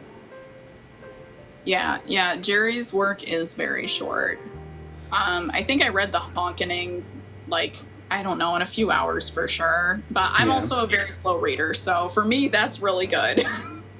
Yeah, The Honkening, I've made the joke a million times, but as a Canadian, I can attest that that's a true story. So yeah, those geese are mean, man. I'm in Michigan, and like we got some wicked ones here too. Right. Yeah, because you're right. You're right across. You're right across the lake, literally. Yeah. Yep. But no, that's what's one thing that I will still never wrap my mind around, or I still have a very hard time wrapping my mind around, is when I get arcs, because to me, the fact that any author is trusting me enough to get an early copy of their book, I'm just like, what did I do to deserve that? Yeah. Like... Yeah, no, I totally get that. I still get surprised when, authors are just like, hey, do you want to read this? And I'm like, you want me to read this? Like, you want me to read this early? You know, like, yeah, I totally get that. I geek out still. Right. Yeah, I'm constantly in... With a lot of people in this community, I'm constantly in a state of fanboying all the time. Like, Yep. Yeah. like, I might as well just buy myself a set of fucking pom-poms because... yeah. I just be like, yeah! But now I can just do jazz hands, so it's fine. Like... But your support is what garners that trust, and... I mean, no, that is true. It's just, like, that's what makes me happy, is knowing that the effort doesn't go unnoticed. Yeah. Because I'm just doing what I think is right. Mm-hmm. Jazz hands for books. Yes. Spider Chatter merch, the pom-poms. Fantastic. Right. We need some pom-poms. We need to get more Splatter Chatter merch. I agree. That needs to be a thing. Yeah, we need like some shirts. I definitely want some shirts. Like I like the Splatterpunk Society shirts that just started rolling out. Mm-hmm. Those were super dope. I was just like, oh fuck. Like, I can get one for Canada. Wait, people actually know we exist? Like, yeah, that logo too was just iconic. I love that. Mm-hmm. But I couldn't find where to get like the little banner that everyone was putting as their like their cover photo. Yeah. I haven't done that yet because my cover photo is one I actually created myself. Oh, okay. So I just did it in Adobe Express, and I whipped that together in like 20-25 minutes. Well, look at you. See, I don't know how to do any of that stuff. I mean, neither do I. I just kind of fucking wing shit. I'm like, yeah. hey, look, dartboard, whack! Like, just throw something and hope it sticks. Like, V says, we were seen. Yes, we were. However, I still have had to, on several occasions, remind authors in the community when they say, hey, this is on sale, or hey, this is out, and it's not on Amazon Canada. I'm like, you do realize there's a market that exists over here. Aww. Yeah. And I've done that. Canada gets missed quite a bit. Yeah. Well, it's funny because Candy recently had a video about Splatter Bayou. Yeah. And I had said in that, because I started reading Candy's work and I was like, yeah, this is fucked up and amazing all at the same time. Yeah, Candy's twisted. Mm-hmm. The things you can do with a fucking nail gun. But Splatter Bayou wasn't easily findable on Amazon because, in her video she's like, it's available on Amazon and whatever, so I wanted to buy it because none of her books are on KU. Mm-hmm. So I literally went back to the video and I said I would, but it's not available on Amazon Canada, so I can't fucking buy it. Like, oh man. So, but that got changed very quickly. I'm guessing on the back end it was something because I'd gotten the link. I'd gotten the link directly from the publishing page. Mm-hmm. So I guess it was just something with the way that Amazon had posted it that. But I can't remember the name of who I was speaking to, because I speak to quite a few people in a day, in fairness. But he's like, yeah, I'll just do my best. I'm gonna try to make it more visible. So I'm like, good, because there's a lot of us in Canada that love this shit. Oh, yeah. So it's like, absolutely. Make it available for the market. Yeah. I've heard your postage is crazy too. Yes, which is a big reason why, and I talked about this in Splatter Chatter recently because I did the Christopher Triana Extreme Horror Book Box. Mm-hmm. And so it's $100 flat out, which was US, which was fine. I was like, okay, whatever. Mm-hmm. Comes out to like $130, $140 Canadian. But then there was $40 in shipping. and that was also in US. Oof. So that by the time on just those two alone, I ended up paying $225 for a $100 box. Wow. And that wasn't even the half of it. Is once it hit the border, I got charged $60 in duty taxes by CBSA. So that turf went from $225 to almost $300. Oh my god. Yeah. Wow, I didn't know it was that bad. Jeez. Oh yeah, no. I frankly would like to say I wish that they would buy me dinner before they fuck me so hard. Yeah. Now, there are some authors that have done a really good job of making the shipping a little bit more affordable, like AB. Mm-hmm. I don't think I've paid over $25 worth of shipping. Oh, that's great. Yeah. Because I've bought a lot of stuff from AB. Like, almost every single new release that he'd put out in the past 5 months, I've bought, with the exception of A Life of Crime. However, since the wedding's paid off, I have a lot of extra income now. Mm-hmm. I'm going to be putting a fair amount back to that, paying off the debt that I accrued because of it. But since I have a little bit more to spend, I'm finally going to get that book. But my big fear is the ones that I don't have from him, that he's been involved in, is the obituaries. Oh, yeah. Yeah, I don't have those either. And that omnibus is going to be just as bad as the book box was, if not worse, because I think it's 120. Yikes. Yeah. But being the collector that I am, I have to have it eventually. Mm-hmm. Because it's like, hey, I have everything else he's written, so why can't I have this? Because I need to have this to complete the collection, and it's an obsession and I hate it. Mm-hmm. Yeah. I'm the same way. I read EPUB books all the time, but especially for arts, like it's very seldom that you get a physical arc, I feel. But then, I get hooked on them and I'm like, man, I need to add that one to my collection. I need to add that one because I'm a paperback girly. I love paperbacks. I love the way they feel and smell. It's a whole experience for me.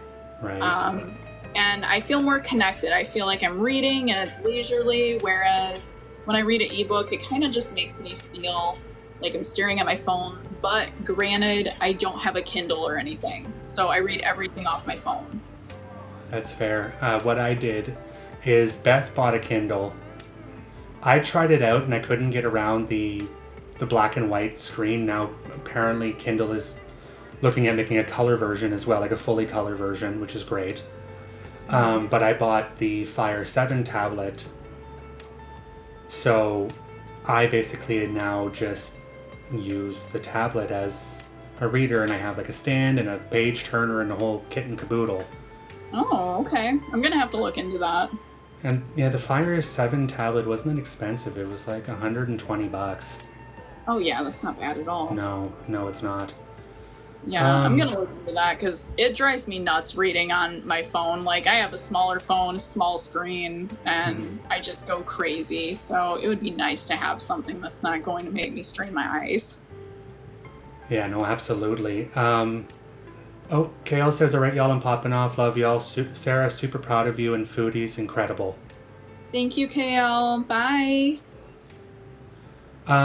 V, which link did you need?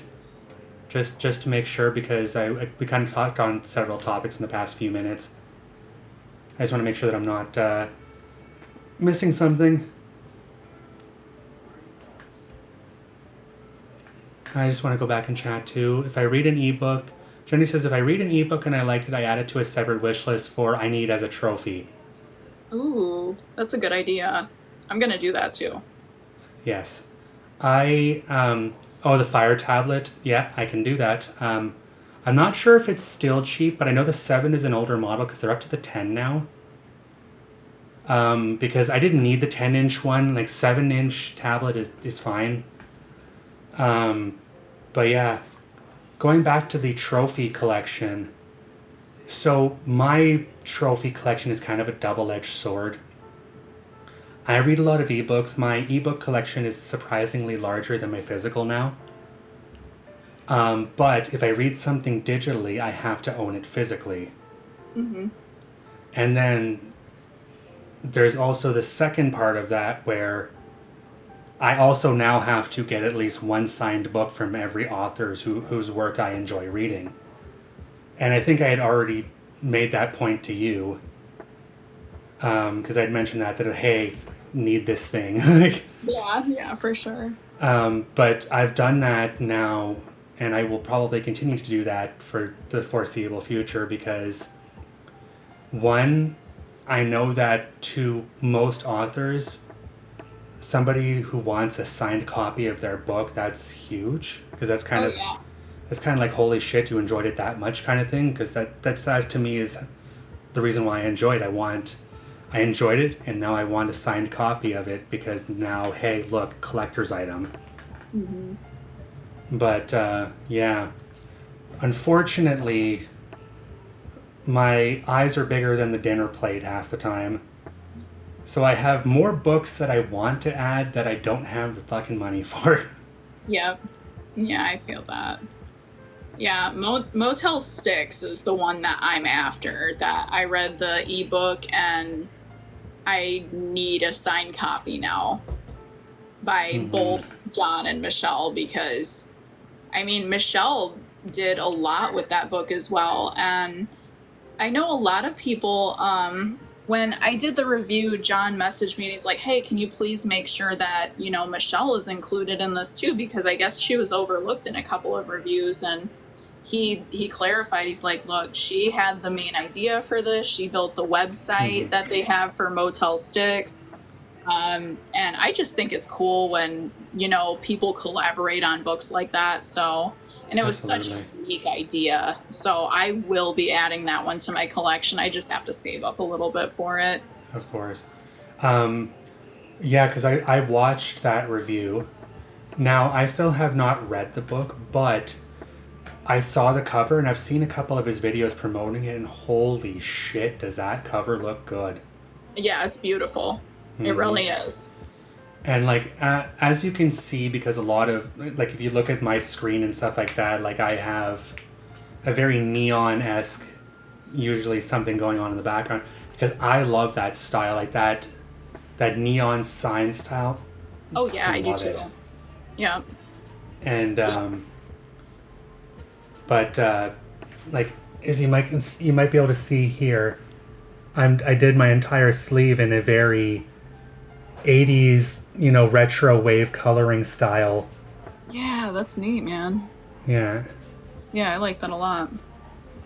But to me, and I'm not sure if you feel the same way, but a good cover will 95% of the time drag me into a book, whether I know what it's about or not. Oh, yeah. Yeah, absolutely. And, the whole saying of don't judge a book by its cover, I get that. But the thing of it is that I want to know that the author can grab me right away by making the choice to be like, hey, I like this cover. I think my readers are going to like this cover. I tried to do that with the Kink Chronicles. I wanted to do... Oh, don't judge me, V. I wanted to do something that was very eye-catching, and granted, Booties is my own design. I'm not good with technology, so that's just me playing around, but I was happy with how it turned out, and I knew that I wanted something with bright colors to really grab the reader's attention and just something bold and to make a statement. So all of the Kink Chronicle books will be bright, AF. I really wanted, those highlighter colors, neon, that kind of vibe. And then it ended up turning into more of a mac and cheesy color, but I still like the way it pops on my bookshelf. Well, that's just it. But I mean, given the context of what the book's primary focus is on, I think it's kind of apt in that regard to have it the colors that it is. Because it does very much stand out. You're gonna see that fucking shit from space. Yeah. And I'm not saying shit isn't shit. I'm just saying, you Oh, know, yeah, for sure. you're going to see that. You're going to see that very, very easily, and that's 90% of it. Is you need to grab somebody's attention, and you very, very easily did that, because at first I was trying to figure out what the s'more was supposed to be on the front cover, because I'm like, is that just like a flesh kebab thing going here, like? But no, Yeah. I'm glad that it turned out the way it did. That's for sure. Thanks. This was the second prototype. Veronica's the only one that's seen the first cover, and we were both like, this is all right, but something is just off. So I went back in and redid it, and I'm a lot happier with this one. It's definitely going to be a learning curve, but you know, I like to do artsy stuff. It's just the technology part that I'm still learning. So I'm just playing around with stuff and having fun. So, back to your writing, there's one question that just popped into my head Sure. right now is, when you're writing, like, are you the type of person that will just write and just keep writing, or do you storyboard things out as you're going? When I started, I tried to outline. Now it's turned into where I just get ideas in my head. I put them in my notes really quick on my phone, and then I'm like, all right, boom, and I sit down, and, you know, if I'm really feeling it, I can knock out, you know, like 3,000 words a day. But it's just having that dedicated time. And I'm not saying it's perfect at all. Like, I'm one of those people that, like, word vomits. So the first draft is terrible. It is terrible. And then I go back and make sure all my sentences kind of start differently. I don't have repeating words. You know, I do the fine tuning on like the second read through of it. So the first one's just to get the idea out there, and I'm totally a pantser. Like, I can't do an outline and stick with it. I like to have main ideas, and I do write down the qualities of my characters if they have any kind of, you know, personal traits, quirkiness, what their physical attributes are. I do like to keep track of that, just so that later on in the book I can use that as reference, and, you know, I don't trip myself up. Archer says, Sarah, I'm 100% the same type of writer. Yep. But see, that to me, and it's not to say that I've never written anything in my life, because when I was a kid, I wrote a lot of stories because I had a very vivid imagination. So just to kind of channel that type of chaotic energy, I'm just like, let me just create a world. But yeah, no, when I did, I found that just on the fly works so much better, because then once that one thought starts going, then another one comes, then another one comes, and another one comes, and then you're like, holy shit. Yeah, I like to play with my story. I like to have fun. I feel like if I outline, like the 2 times I have before, I limit myself, because I'm so focused on making sure that, okay, I got this point of the outline, I got this point, instead of just letting the story flow naturally. And I think that it's a lot better to have an organic story, in my opinion. And I know personally for myself with my writing, I can tell the difference. So it flows better for me when I'm just doing it naturally and sitting down and taking it where it goes, wherever that is. And then if I come back and I'm like, man, I don't like that, then, you know, luckily we're in the age where we're not using typewriters, and we can just backspace and delete stuff, and everything's good. So, in terms of books, is there any that you are super excited for that haven't come out yet? Oh gosh. I would say, well, I don't know if this is cheating because I already read it, but Splatter Park, I'm excited to see how that's received. I love the cover of it. It's a Sydney Shiv cover. We all know that I am obsessed with Sydney Shiv's work. I think that he has the coolest covers available, and one day I hope that I can afford to buy a cover from him because he's a fantastic artist, in my opinion. Aside from the cover, the story is just everything's in there. That is one of those where every trigger is touched. It's twisted. It is nasty. I mean, you're talking about, poo eating, vomit eating. There's things with animals in there. There's SA in there. Everything's in there. But it's also really fun and playful because Jason Nickey wrote the introduction to that book. And he highlighted that Carrietta and Asher are they're kind of trailblazers for female authors writing hillbilly horror. It's always really been done by male authors. So they went in, Asher did her quirky, gross out thing that she's so damn good at and I'm so jealous of. And Carrietta came in with just this beautiful wording and still made it nasty, but it was just really well written. Have a good night. Have a good night. I do see that V has a question. Do you enjoy writing the leading up to the carnage or the carnage alone? What's your fave? I like leading up. Like I said, I'm still learning, to write the carnage.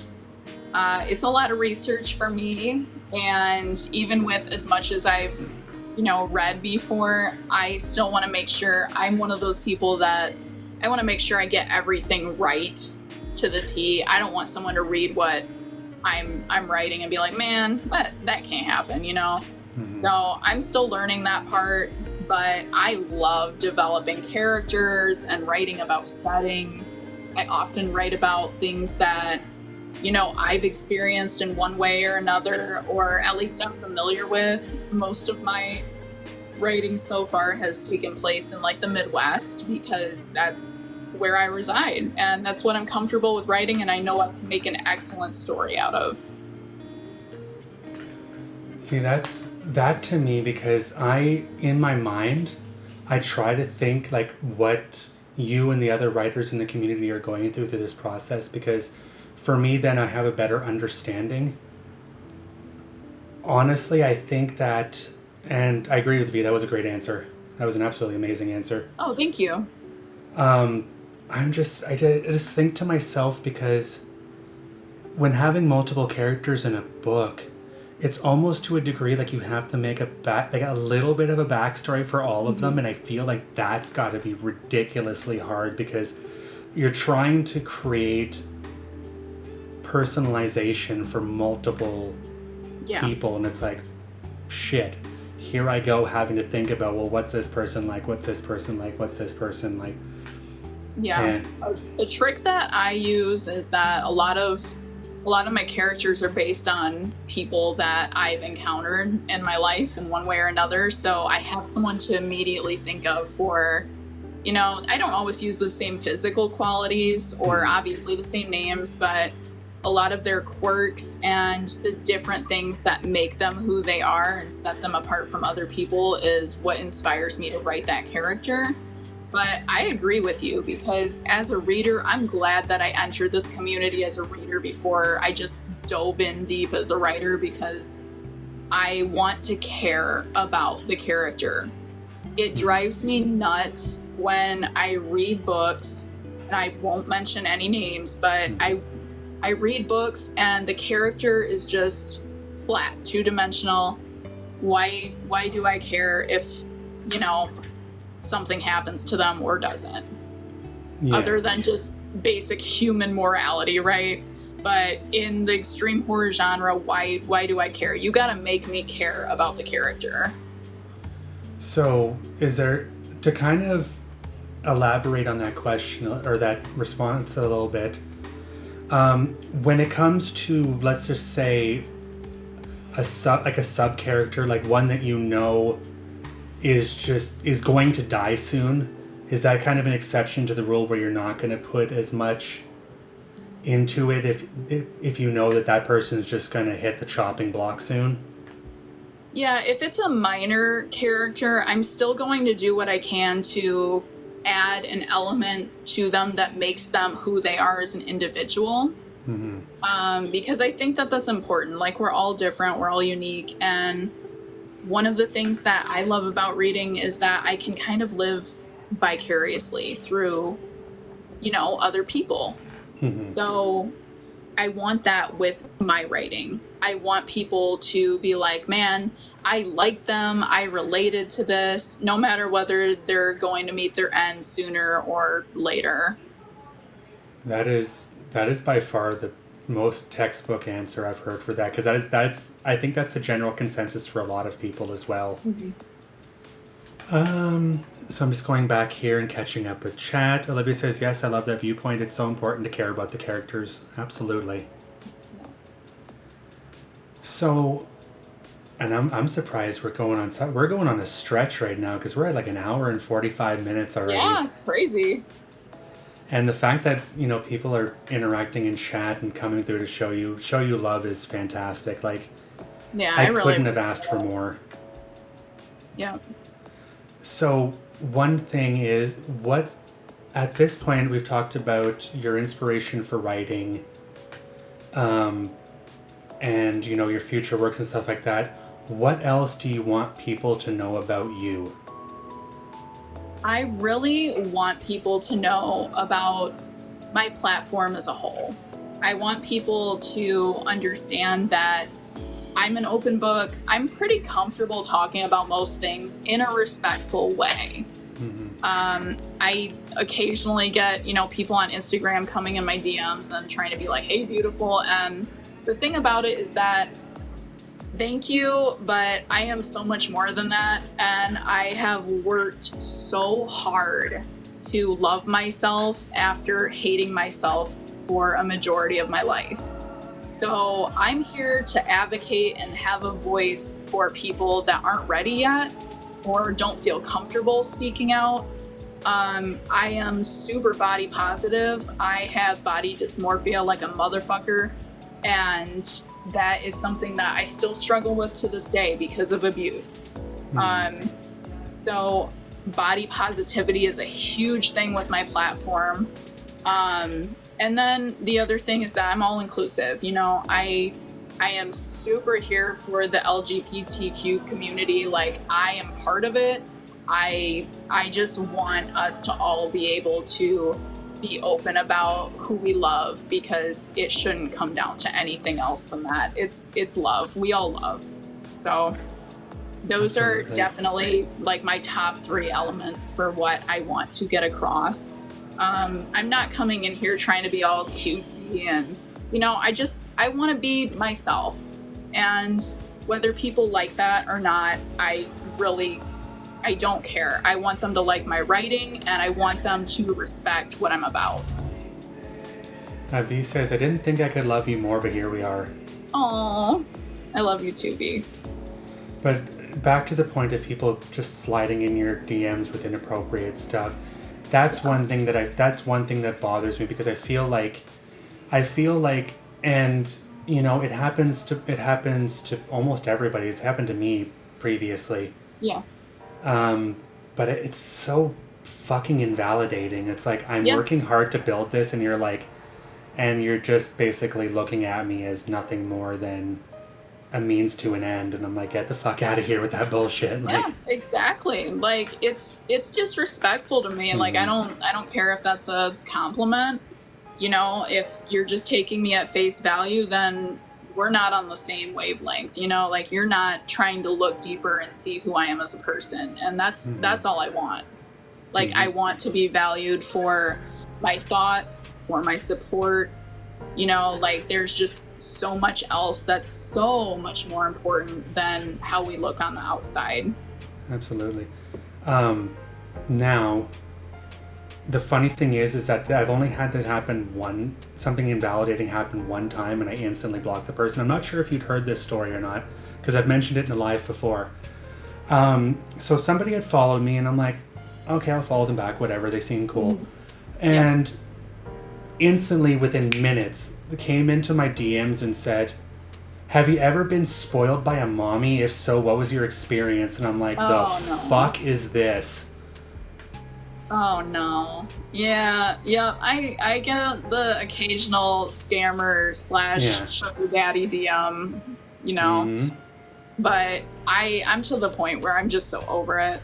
You know, like I instantly block people. That is just one of those things that I just do not tolerate very well. It's different, you know, if it's just a generalized thing, and you know, but the thing of it is that it usually isn't, and there's usually, you know, bad intentions there, and Correct. I'm just not about that. You know, I've been in the same relationship for 7 years. I'm super happy where I'm at, and I just want to be respected as an author and a reader, and that's it. And I think I think you have very much earned that up to this point. Well, thank you. And V made me laugh a little bit there. I could use $7,000, but no. Yeah, I feel you, V. I was thinking about it. I'm like, well, that's a lot of books. That could knock down my TBR a little bit, but That's right. nope. No, that statement is so true though, because like the first major book haul that I ever did, it's when I had gotten my retro pay because I work for the government, so our collective agreement renewed. It was already 3 years overdue, but that's beyond the point. And so I ended up with like, I don't know, I think almost 7,000. And obviously paid bills and all that, but then I'm like, I'm tempted to buy my book list, and Beth was like, go the fuck ahead. Yeah. So it was the first book list I put together, and it was like 40-something books, and I spent like $550, and she's like, you never treat yourself, just fucking do it. Like, I don't care. See, Also, I love that. My partner's like that too.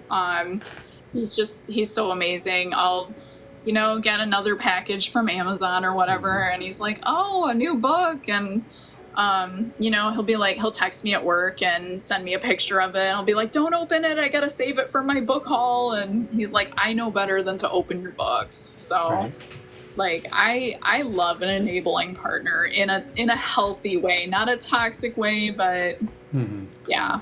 Well, and the funny thing is that Beth has a much bigger book collection than I do, so we have like 2 rather large bookshelves in the living room, right, like beside the TV unit. Yeah. And her books, I'm like, oh, these are bigger, so that, you know, all your books should be able to fit on this. But I was fucking wrong. I was so wrong. So her books not only have taken up her entirety and more, it is now flooded over into my bookshelf. Because I've only got like maybe the first 2 shelves, and the second shelf is mostly just spread out like forward-facing display books. But before I started reading, I always, and I hate to say it now because now I'm in the same boat, but I always told Beth, you don't need another fucking book. You have like 87,000 of them on the fucking shelf right now. And now I'm just as bad. Like, oh yeah.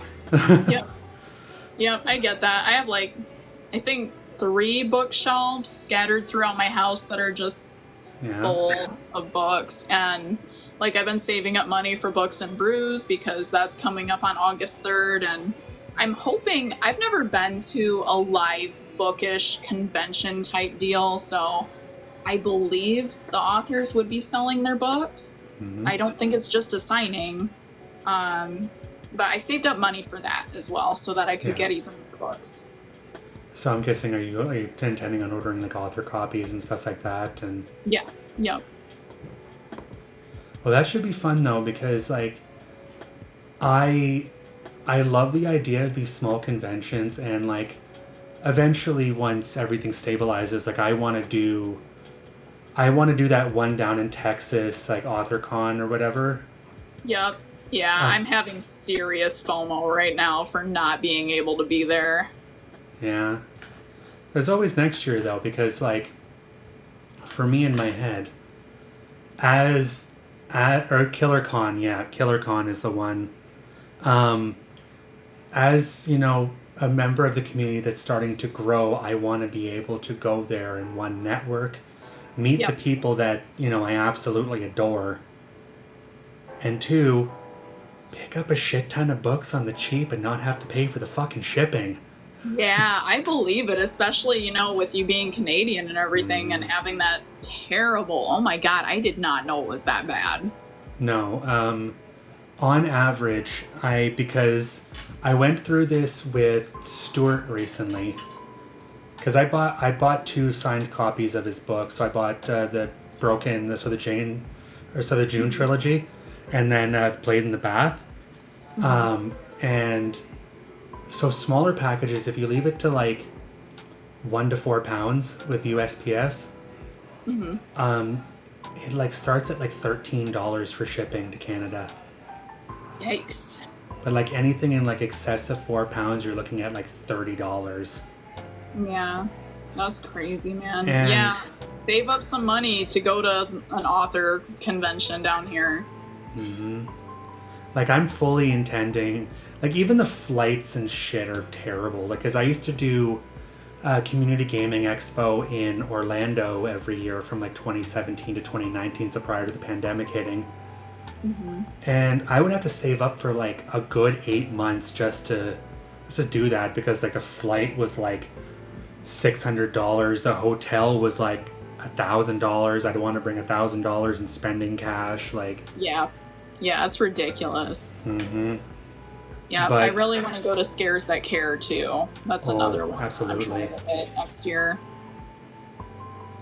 Yeah, Olivia says that's like the same price as a book. Oh my God, I'm so sorry. I didn't know that Canada had it so bad. Well, the thing is when Christopher Triana released the Because You're Mine set, like on his website, I went and looked, and I'm like, oh shit, it's only $19. I'm like, this is fucking cheap. I can afford this. And then I hit checkout, and then the fucking shipping is $28. I'm like, it's almost double the cost of the book. Yeah.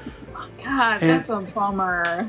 And I'd said to Christopher, I said, I would love to pick this up, but I can't justify the shipping because it's like double the cost of the bundle. Yeah. And he's like, I know, I'm so sorry, but like I can't. There's nothing I can do about it. Yeah. Because, for you guys as authors, you're at the mercy of shipping companies like USPS and UPS and whoever the fuck else you have down there. FedEx or whatever. But like, I think it's on the companies to kind of do better. Yeah, I agree. Yeah. So I get it. You have overhead costs, but not at the cost of other people, because there's no reason. Like six years ago, shipping was nowhere near the cost it is now. Yeah. You're paying like $10 at the most for shipping, and now you're paying like fucking $40. But that's just me. That's me griping in Canadian. Yeah. But yeah, I'm just trying to think if there's anything else that I wanted to ask you, because, like, we've talked about a lot. Oh yeah. Yeah, this has been great for me. Like, I feel so much better. I'm so grateful that I got to be here and, kind of get the jitters out, and in a community that I feel so comfortable with. So I really appreciate everything. And here you were thinking that that you were going to be all nervous and shit like that, but you fucking rocked it. Like, thank you. Thank you so much. No worries. Like, I mean, it was because I don't know if you've done any other, interviews or any other like talks with people like that, but like you just kind of seamlessly just fucking flowed right through it. And I think that's going to be huge for everything that you do in the future. So thank you. I appreciate it. I need to work on my likes and my ums. I know that that's something that I do a lot when I'm talking. Especially when I get really excited. That's not really a problem though, because like that at the end of the day just shows that we're human. Yeah. One thing I will say, and I try to very much do this now. I used to be really bad with this when I was streaming on Twitch and Mixer and YouTube and all that, 4 or 5 years ago, I would leave ow, fuck, claws. I would leave a lot of dead air. Yeah. And one thing that I learned is that dead air is an absolute killer for live content. No one wants to sit there and listen to someone just twiddling their thumbs, whistling Dixie at the end of the day. Yep, I agree. So this community, and everybody that I speak to is kind of let me develop the ability to just go on for 2 hours. Yep. Yeah, that's how I'm feeling too. I feel like I constantly am learning and growing. I think I've grown more, this last probably even 6 months than I have in the last few years. Just as a personal journey, and then also educationally. Like, I taught myself how to format a book properly, I'm learning all this computer shit that I'm totally terrified of, so it's a lot going on, and my brain hurts sometimes. It does. But it's just powering through it to do something that you love. So speaking of that, of doing all your formatting and everything else, do you think now that you've gone through the entire process, you've experienced that, you're living it as we speak, when someone else in the community that is starting up, are you gonna be I am sure you will, but are you gonna be passing that knowledge forward as much as you can? Absolutely. Yeah, I have been really lucky to have other authors that I respect so much come into my DMs and, check in on me and give me advice, give me writing advice, formatting. I felt comfortable, talking to people and asking questions, which I think is an overlooked quality of our community, because where else can you go, honestly, and feel comfortable, like you're not stupid, trying something new and asking all the questions that you have to ask and feeling like you're not being judged? That's right. I feel like everyone here has been through this path, and they're like, oh man, I know exactly where you're at. Let me help you out with this. And they actually take the time to do it. Like, we are all busy. Like, I am floored and I'm just starting out, I have so much going on, but there's people way, way above me that, are reaching out to me and being like, hey, how is this going? How is this working for you? And providing me with, formatting tips. And it's just been wonderful. I don't feel stupid. And that's something that I struggle with. I hate asking for help usually because I always feel like an idiot. And I haven't felt like that. That makes my heart so happy to hear, because I've noticed the exact same thing. Like, funny you were mentioning about asking questions and stuff like that. The promo video that I had made announcing your feature here, I literally sent it to V before I posted it, because I put it goes straight into my photo gallery on my phone. But I said, hey V, how does this look? Because I was super like, there were some bits of it, like the time and date, that I couldn't change the formatting of how that appeared because I used a different style of writing than what it originally started. So I was kind of being picky about that. And then, V just said, looks fucking fantastic, just don't doubt yourself, just fucking go with it. Yep. And I was like, fuck. Because again, like we talked about prior, I'm very critical about myself, and you had mentioned that you're kind of in the same boat. Oh yeah, I am my worst enemy with anything like that. Like, you don't even have to criticize me. Like, I got it. And it's so painful sometimes, but it's like a habit that we need, that we're, at least I feel like I'm starting to learn to break. Yeah, and I'm learning to trust other people too. I feel like this is a pretty honest community, and especially V, Me is my go-to honest girl. She's gonna tell me the truth. And I mad respect that. Like, that is where it's at for me. Absolutely. I don't need people to blow smoke up my ass. Like, if it sucks, just tell me it sucks and I'll work on it, you know? And she has been so honest about everything. Like, this cover feels like it's missing something, or it's just not quite there. You know, like, I trust her, and I trust other people in this community, and that's something that's pretty new to me too. No, absolutely. Like, because the funny thing with you saying that is the fact that as we were always raised with, don't trust people on the internet. Yeah. Like, don't just talk to anybody. Like, don't take things at face value. Blah blah blah blah blah blah blah. Whatever the case may be. But it's funny how now some of our best friends and most trusted companions are people we have never met in real life. Yeah. Yeah, I saw a meme on that the other day, and it was like, some of my best friends, I've never seen their legs. Mm-hmm. And I was like, man, truth. Yep.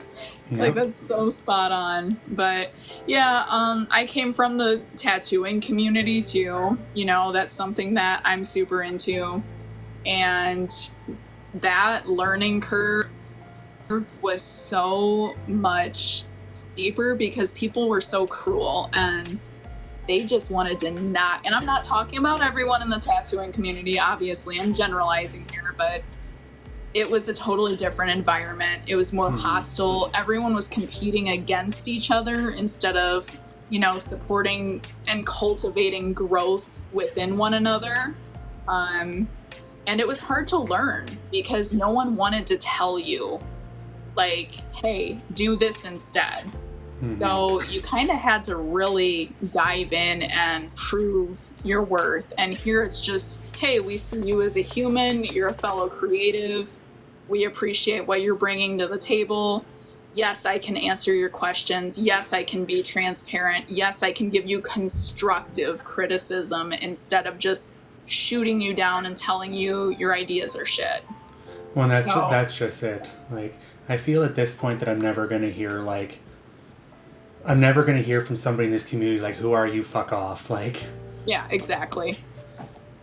Like, and because, and I'll admit it, and I'm starting to get better with this, is that I was scared to reach out to people in their DMs asking for things, like saying like, hey, I'm doing this. You got any opinion on it? Or hey, I'm having trouble with this. Well, you know, can you help me?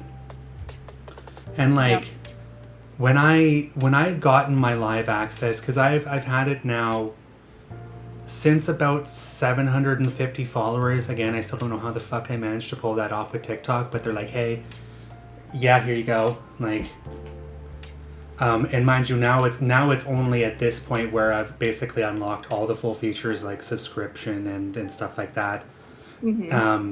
I figured I might as well just activate everything just to say that I have every possible thing I can with this. But when coming up with the idea to do these interviews, I was so scared to approach other people because I was like, I feel like I'm just such a small fry. And like, no one's going to take me seriously. Nobody's going to care about coming on and talking for 2 hours, 3 hours, whatever the case may be. Yeah. And then here you are. And you know, it was, the funny thing was that it was originally it was only in passing in the last Splatter Chatter live, and then you're like, hey, when do you want to do this? Yeah. And I was like, oh fuck, okay, cool. Like, yeah, and I was the same way. I'm like, man, you know, one of the things that I'm trying to do is just live my life with freaking blind confidence and just dive into it. Don't second guess myself. Just be like, you know what? I'm going to shoot my shot. That's and right. When you brought that up, I was like, all right, I am uncomfortable, but I'm going to do this, you know? And it's the same thing, like when I started in this community, I was scared to message anyone. I still kind of am, but that's a me thing. That's not a them thing. But I'm like, like, hi, So it's been great for everyone to embrace me the way that they have. And I'm sure that you've had the similar experience there. Absolutely. It's just a wonderful community, man. Absolutely. V says, I'm glad this happened. I am super glad too. Yeah. Because what I've realized too is that because of us both taking the first step to doing this, now we've set a baseline for, future episodes, because at this point I have no plans of stopping this anytime soon. Like, I don't think you should. You are so good at this. Like, this is great. Like, I will run this until the fucking wheels fall off. Like, yeah, and I think it's good to, I want to do something like this too, but in a video way. I'm still learning the live stuff. It's one of those things that at first I was like, oh no, I'm never doing that. But I would like to do something on Fridays for like my own little Follow Friday, because I think it's cute how everyone posts, a bunch of different, accounts that are great to follow. But I think I want to take it to highlighting an individual person on Fridays and maybe hitting them up and being like, hey, what are some facts about you? What's your favorite book? Stuff like that. And just really highlighting individuals in our community so that they have, their space to grow and be like, ooh, I'm special too, because I think that everyone deserves that. We have so many people promoting everyone else, and they deserve to be promoted too and have light shined on them. Well, and that's just it. Like, because even if I don't do these lives several times a week, because there are some creators who I see pop up on lives and they're on every single day, sometimes multiple times a day, and for me, I'm just like, no, I can't do that. I'm like, because first off, that is exactly how you get burnout. Oh yeah. But the one thing is that like I'd mentioned earlier in the live, is that this is a chance for me to give you a spotlight where, it's not only your platform, it's mine. And I will say, as an alumni of the live now, you are welcome back anytime. Like, there's thank you. Zero hesitation. Like, you'd be like, hey, can I jump in? Boom, you're in. I don't give zero fucks, you're in. There you go. Well, thank you. I really appreciate that. And I'm probably going to take you up on that, especially when, I start promoting Daddy is the Word, because that's going to need, a lot of promotion. Yeah, and one thing that I started doing as well, which I need to announce this at some point, is, especially since hitting that 1,000 follower milestone, because for me this is huge. I have several schmivs in the works right now. The first one is to give away a copy of Gothic Filth, so Asher Dark's book. Yeah, that's a great one. I love that. V says tomorrow. Yeah. But I have two other ones coming up, and these ones are big too. So Cece is sending me at some point not only a signed copy of Severed Taste, but a signed copy of Crack Open a Cold One.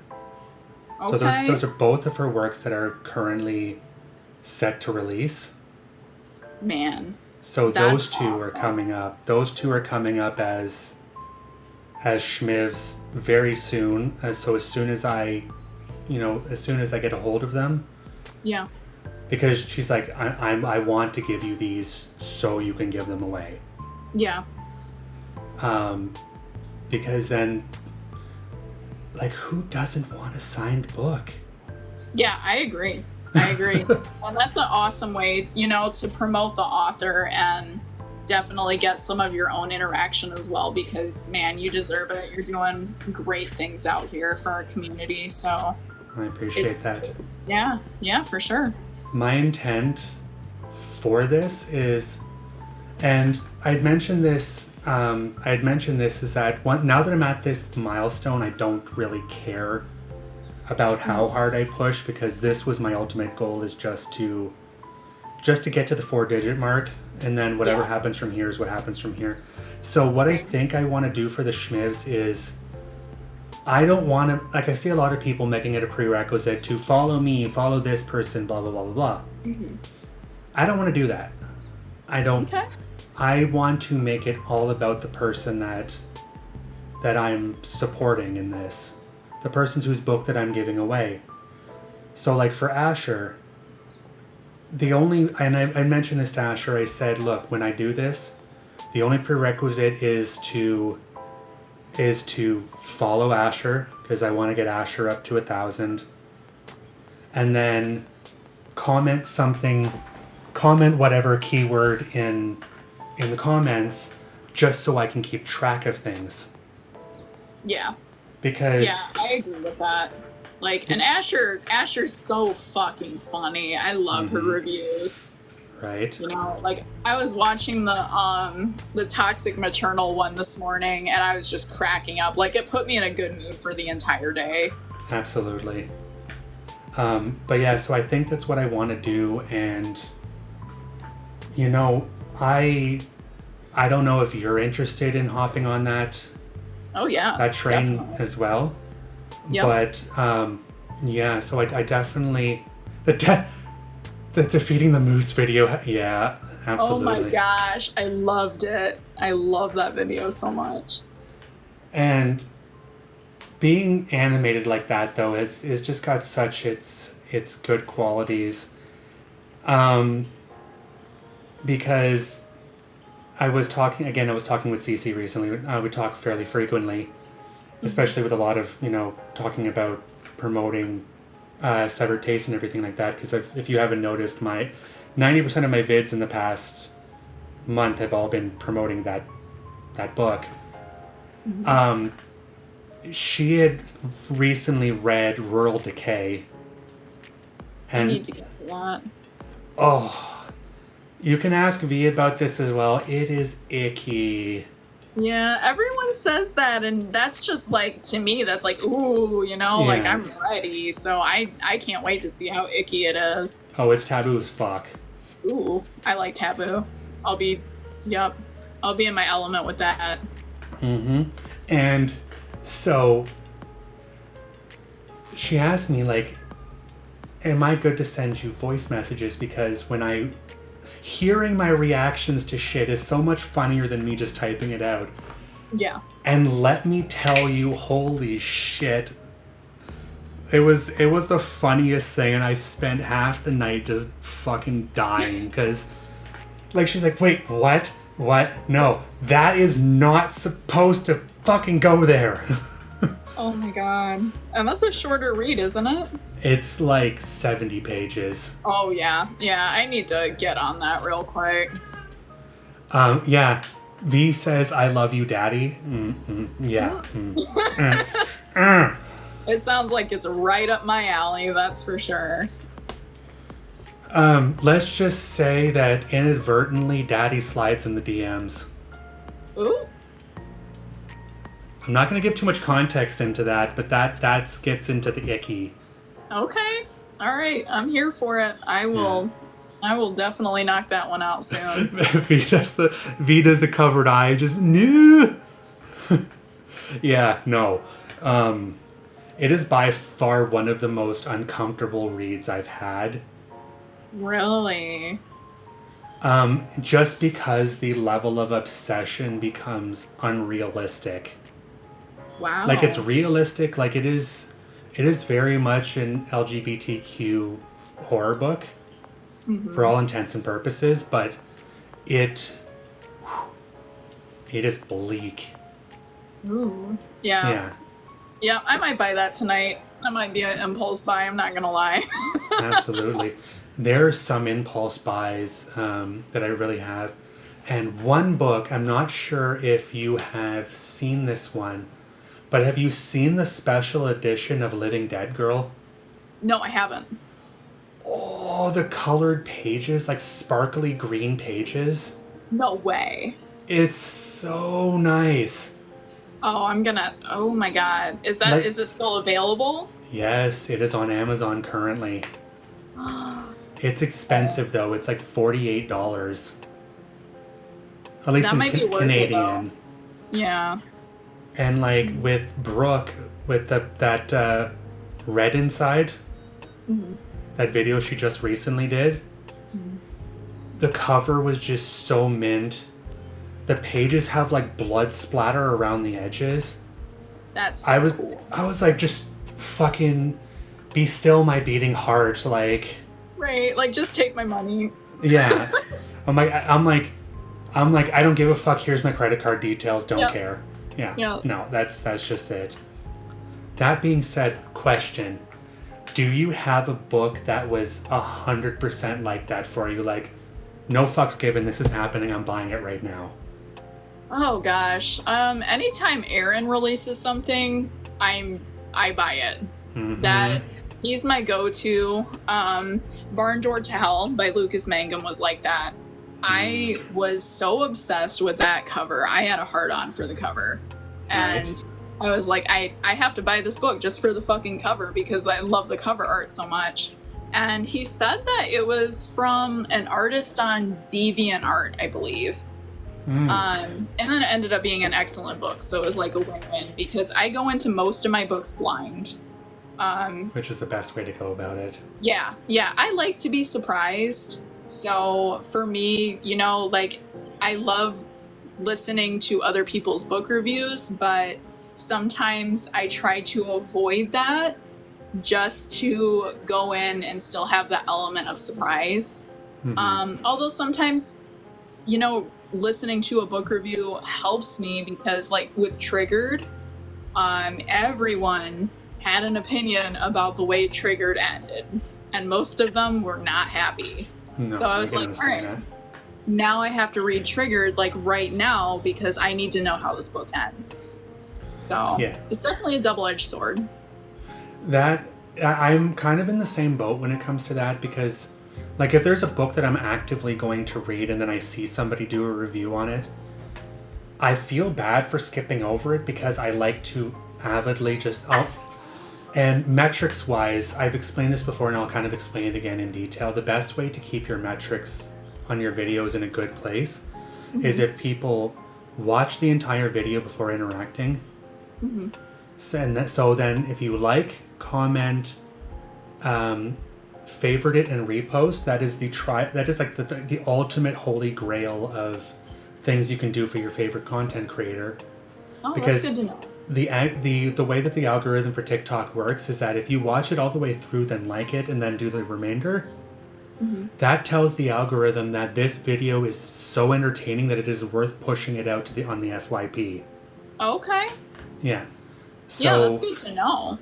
So what I intend to do, and V can attest to this because every single one of her videos I do that with. Like, it's in my story all the time. I repost it, I favorite it, I like it, I watch the whole thing first. If it's a longer video, because V does some longer videos, like 6-7 minutes, I will, because I have a horrible attention span sometimes, so I will do the 2 times speed to just, because it still counts. It still counts 100%. But yeah, back to what I was saying about reviews. It is not that I don't want to support my friends when they make their videos, but if it's a book that I'm about to read, Yeah. I'm just swerving into the ditch on that one to avoid, because I'm like, and then I will go back and watch it later. Yeah, I get that completely. Because that's the way that I was with one particular book, because I very much wanted to go in blind. Yeah. And that was a book by Audrey Rush, her new one, Morsel. Oh, I've heard about that one. Pick it up, seriously. Yeah.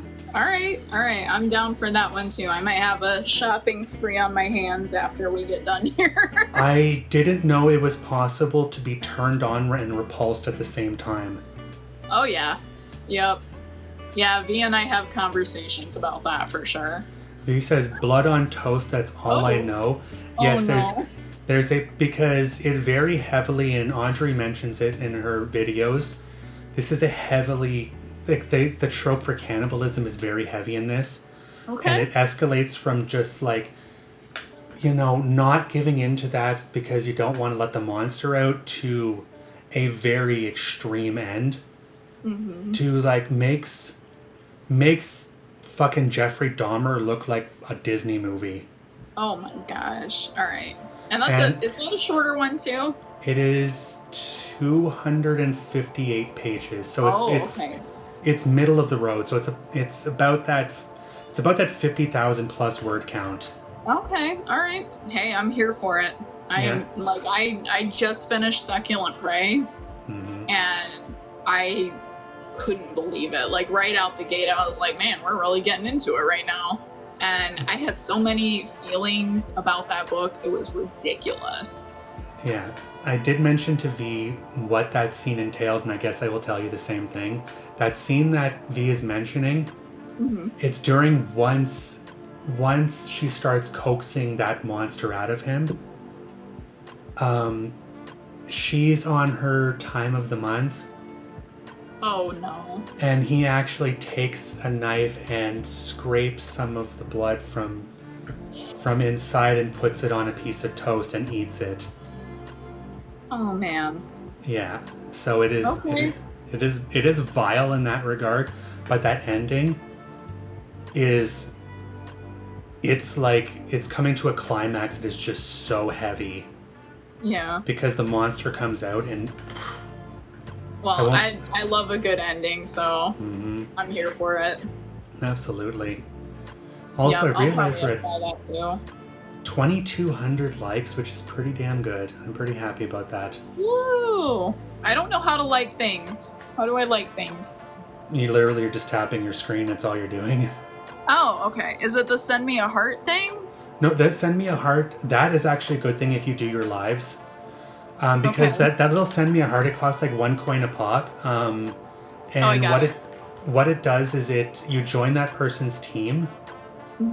And the more people you have on the team and you hire your team member, the more that pushes that live out to the live FYP. Okay. So the more likes you have, the more, oh, thank you so much for the heart me. That's very much appreciated. So the more of that you have and the more likes you have, like once you break past the 10,000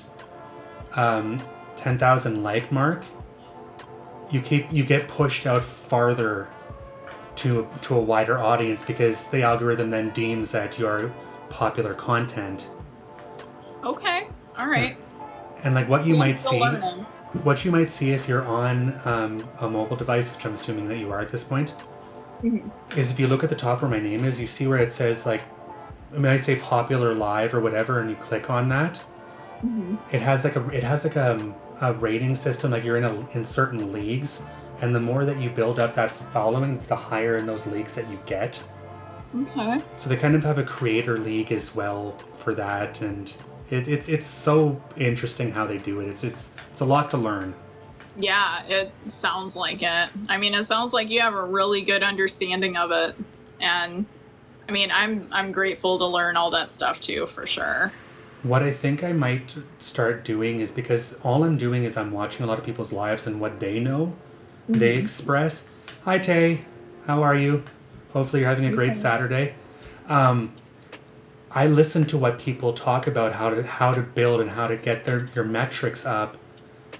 Thank you so much for the community fest, Tay. That's very much appreciated. I am doing great. Hi Jesse. So actually a lot of what I've learned is, so you see Jessie Inc. in chat. She knows so much about how the live systems work, and she's expressed it a lot in how things work, and I've learned a lot of what I know about lives from her. Oh, that's cool.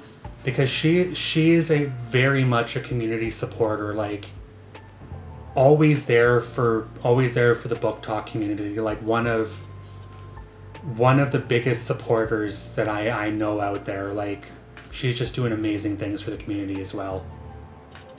Oh, that's awesome.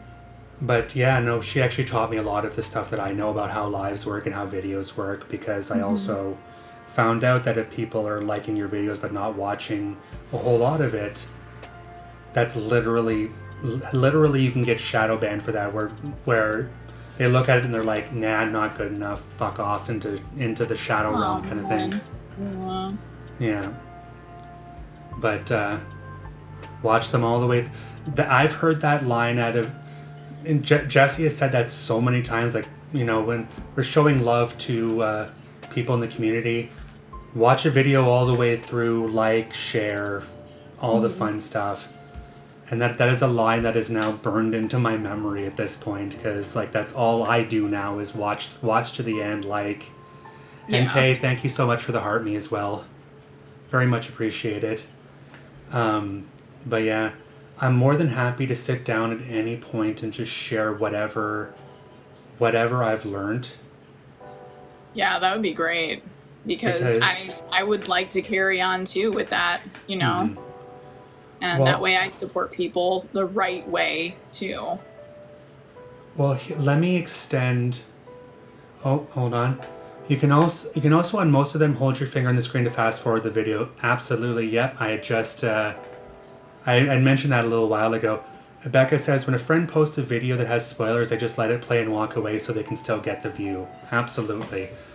Some of the time what I do is I'll just turn the volume on my phone all the way down until the video's done. And just kind of do it that way as well. But here, let me... Oh, V says, I gotta head out for a bit. This was a fantastic live. Love you both. We love you too. Love you, V. Thank you. Can't wait for the next one. Yeah, I gotta start planning that too. But that goes into what I was about to say. My cat's trying to help my chonky ass cat eating her food. That's all she does. She eats, sleeps, and shits. That's like her reason for being at this point. But here, let me extend this offer. Why don't, if you don't have anything to do when I schedule this, why don't you come on with me and we can start doing these things together, like having... Because I would love to have more people on to ask questions, you know, kind of put their input into the panel, because at the end of the day, I might not always have a lot of the questions. Oh, Jesse says, Sarah, I see that you're into horror. There is an author that I would love to tell you about. Ooh, I would love to hear about a horror author. And so it's funny you're mentioning that, because Sarah, we've been talking about her book. We were talking about her book for most of the live today, and I mean, if you want to go over a quick overview again, sure. Sarah, you're more than welcome. Yep, so I just published my first debut collection. It's a short story collection of... It's extreme horror with an erotic twist. It's called The Kink Chronicles, Volume 1, Foodies. And it is following 3 separate characters, and they all have individual food kinks. Yep. And I will say, because again, I finished reading it today, some of those, is it on the Zon? I don't think so. Is it now? Paperback is on the Zon. Godless has the ebook. Okay, because I didn't find it first on Amazon. I didn't find it either digitally or physically at first, and I was like, oh shit. Yeah. Yeah, a good tip. I don't know why it's like this. This is another thing I have to figure out, but if you look under books on Amazon, that's how you can find it. For some reason, it doesn't pull up right away if you just search it generally. But I noticed that when you go, you know, to the book tab and then look up the title, The Kink Chronicles, it comes up. It looks like you got... So Jesse says buying immediately. Oh, thank you. And that's one thing I will mention to anybody that is listening right now, because right now it shows me some people that are in here, but it doesn't show me everybody. I would love if everybody here could check out Sarah's book. If you could do that for me, that would be great, because I wholeheartedly think that it needs to be out there more than what it is right now, and that is again another reason why I wanted you on. Thank you. I really appreciate that. Yeah, I have a signed copy of that book actually. John sent me the arc of that, and yeah, it sounds really good. I plan on reading it coming up here in August because I've got both of those arcs. I have both of Jerry's arcs. One of them is due super soon because it's releasing on the 1st, so I've got a couple days I need to read it and put out a review. And then his other one that's coming out on the 10th, so day before my birthday. And I told him I'm like, hey, that's going to be an early birthday present for me. And then he sends me an arc, so I'm like, hey, there's my birthday present. Aww. But yeah, that's cool. I'm gonna have to look into that author, John Ashley. John okay, is super cool. Over that. John is super cool. He's been really plugging away at trying to push his book, and his book is a long one though.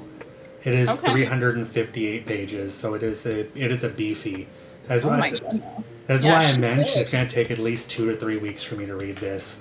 Yeah, for sure. I'm the same way. I'm a super slow reader, and sometimes I get intimidated by thicker books, I'm not gonna lie. Like, especially in our genre, there's a lot of novellas, and that sense of, like, accomplishment and, you know, the reward at the end of the day, like, ooh, I finished a book, you know. It hits differently with a thicker book, for sure. Absolutely. Well, there was one that I've mentioned, because I was talking with V about it, and DW Hits. Mm-hmm. At Bloodtooth. Have you seen the sides of that book? I have not, but I also have heard from V that it is a thick book. Okay, so the first thing about that book that I come to know about was the audiobook. Mm-hmm. The audiobook is 23 hours long. Oh my gosh, that's like a Stephen King book. It is. It's 677 pages. Yeah. I'm like, when you exceed 100,000 words, that's no longer a book. That's a personal defense weapon. Like, absolutely, I couldn't agree more. Mm-hmm. Oh yeah, no, I can't. Like, I struggle to do books like at the 400 range. Yeah. Because if it's a slow burn, you're going to lose me. Yeah, I'm the same way. Like, and the thing of it is that I have so much going on outside in my life that you know, once I sit down, it's usually got to be like a one shot or, you know, a 2 shot. Like, yes. I can't just keep picking up a book and then trying to remember what happened, where I left off. Like, there's just too many distractions. You know, my household is super loud, so it's just not often that I have that quiet time. No, absolutely. Like what you had just said, that is a particular reason why, for me, I can't read multiple titles at the same time. Mm-hmm. Because more often than none, I will lose my place if I'm balancing multiple lines. Yeah, no, I get that. And that was actually a nice thing that I liked about Foodies, is that it wasn't just a single plot, it was multiple plots. So even if I stopped halfway through and came back to it, it's not like I'm losing my plotline, because then I've got X amount of pages left. Yes. I love short story collections for that. Mm-hmm. And Cece, who just popped in chat, mentioned something, and I agree with her 100% on this. Your stories did not read like short stories. Oh, well, thank you. They were very flushed out.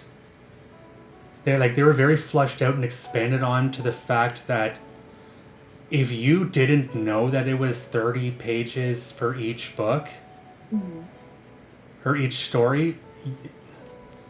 So Jessie says, just bought Sarah's book and shared it in my Discord for everybody.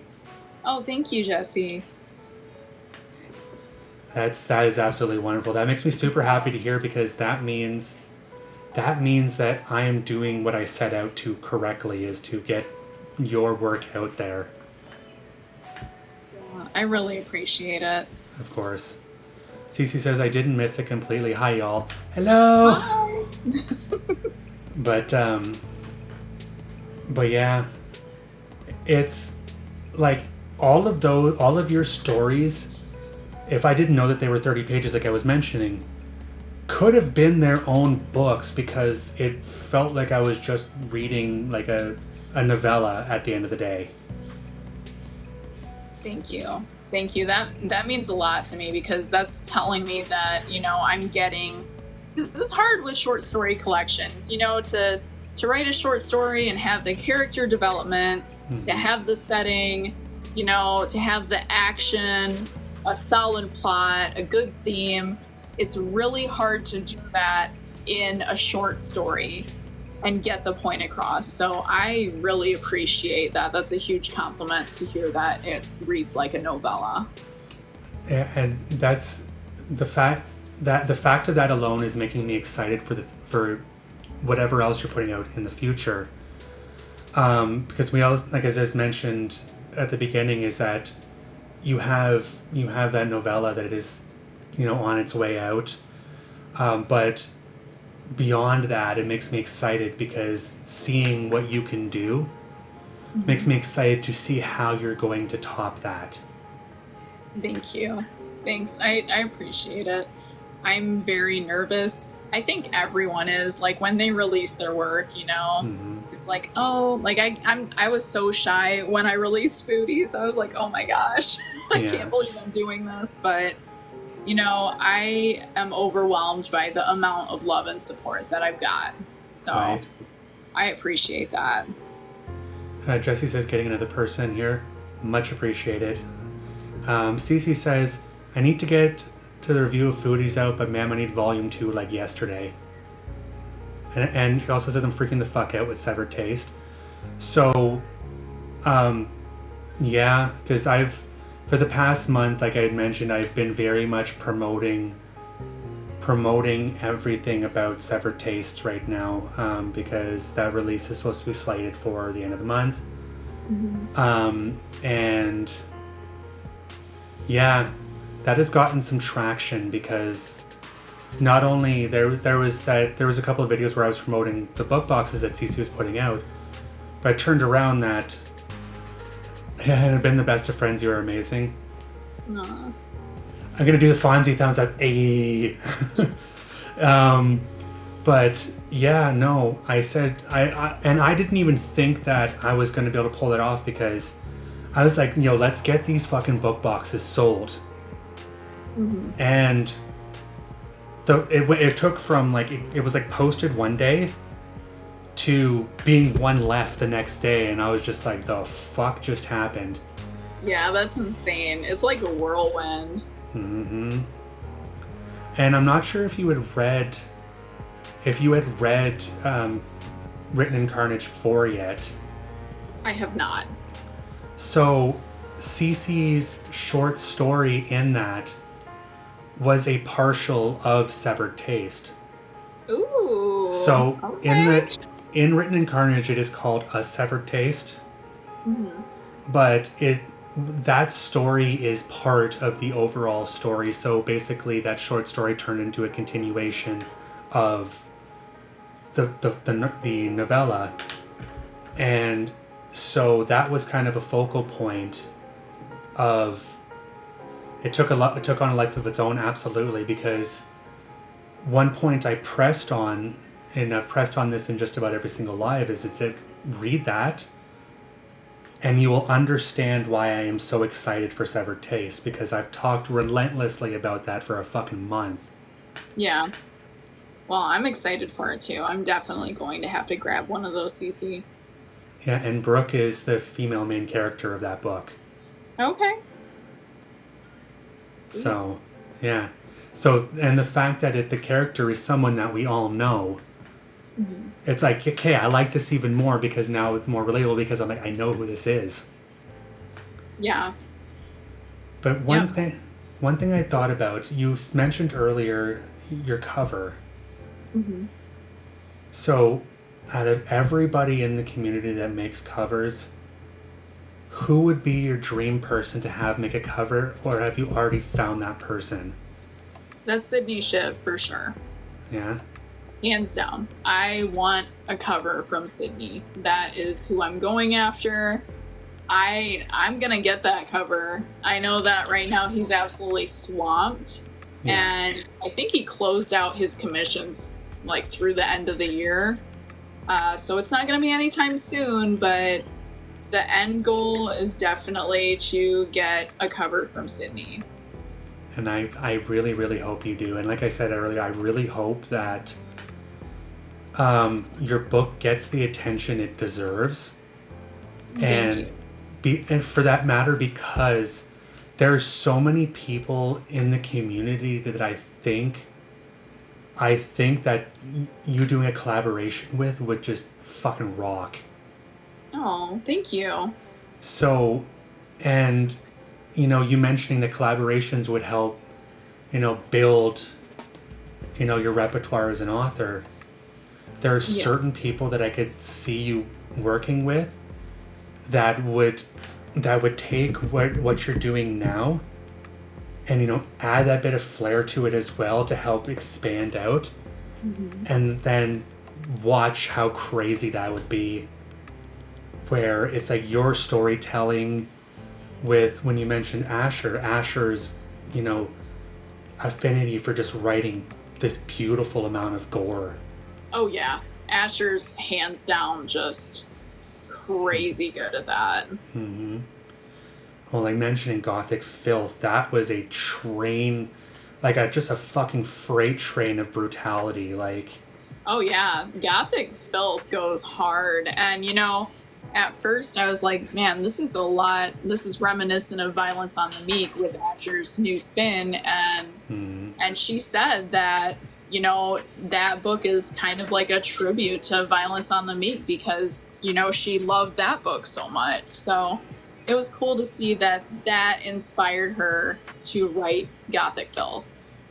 Absolutely. And Jesse says, I do author lives where we chat about your book and promote it. I actually did one today. That is one thing that I'm happy that more people are doing. Yeah, because for sure. Because a lot of people have that same idea. Mm-hmm. Let's promote the people we care about. Because then not only do people get to know what our interests are, they get to know your interests, whoever else is on here as well. And Cece says, Sarah, please get Stuart to collab with you. My God, that would be insane. Or Asher. And I absolutely love that book so much. The cover is absolutely beautiful. Yes. 100%. And I could not imagine Storebray collabing with me. Like that would be another dream come true. Him and Lucas Mangum for sure. I am mildly ashamed to say this. I have all the Violence of the Meek books. I have yet to read a single one. Ooh, you need to get on that first one. I know that I'm craving more. I haven't read any of the other ones yet because I try to spread out my TBR to cover authors equally so that I'm not just like, that's been a thing this last month. I read a lot of Wrath James White, so it was like Wrath, which there's nothing wrong with that. He's fucking brilliant, but I want to highlight newer authors that don't get enough publicity and they deserve it too. So that's something 100%. that I have had to hold myself accountable for. Like, yeah, I want to read all of Wrath's writing and all of his backlog, but I want to give other people their spotlight and their time to shine because they deserve that. Absolutely. I couldn't agree more. Cece says, Broken Pieces of June was better in my opinion. I also own it. I also own it and haven't read it yet. Okay. I am literally that fucking TikTok audio. I have it, but haven't read it. I have it, but haven't. That's 95% of my fucking collection right now is I have it, but I haven't read it. Yeah. I'm feeling that. I'm super overwhelmed. My physical TBR is right here in the background, and I'm just like, oh my God, that's the biggest it's ever been. Right. Yeah, I hate to say it. Because, like I said, I own all of AB's works with the exception of A Life of Crime and the obituaries. And out of the, I think 20 plus books that he's released. I have only read 6 of them.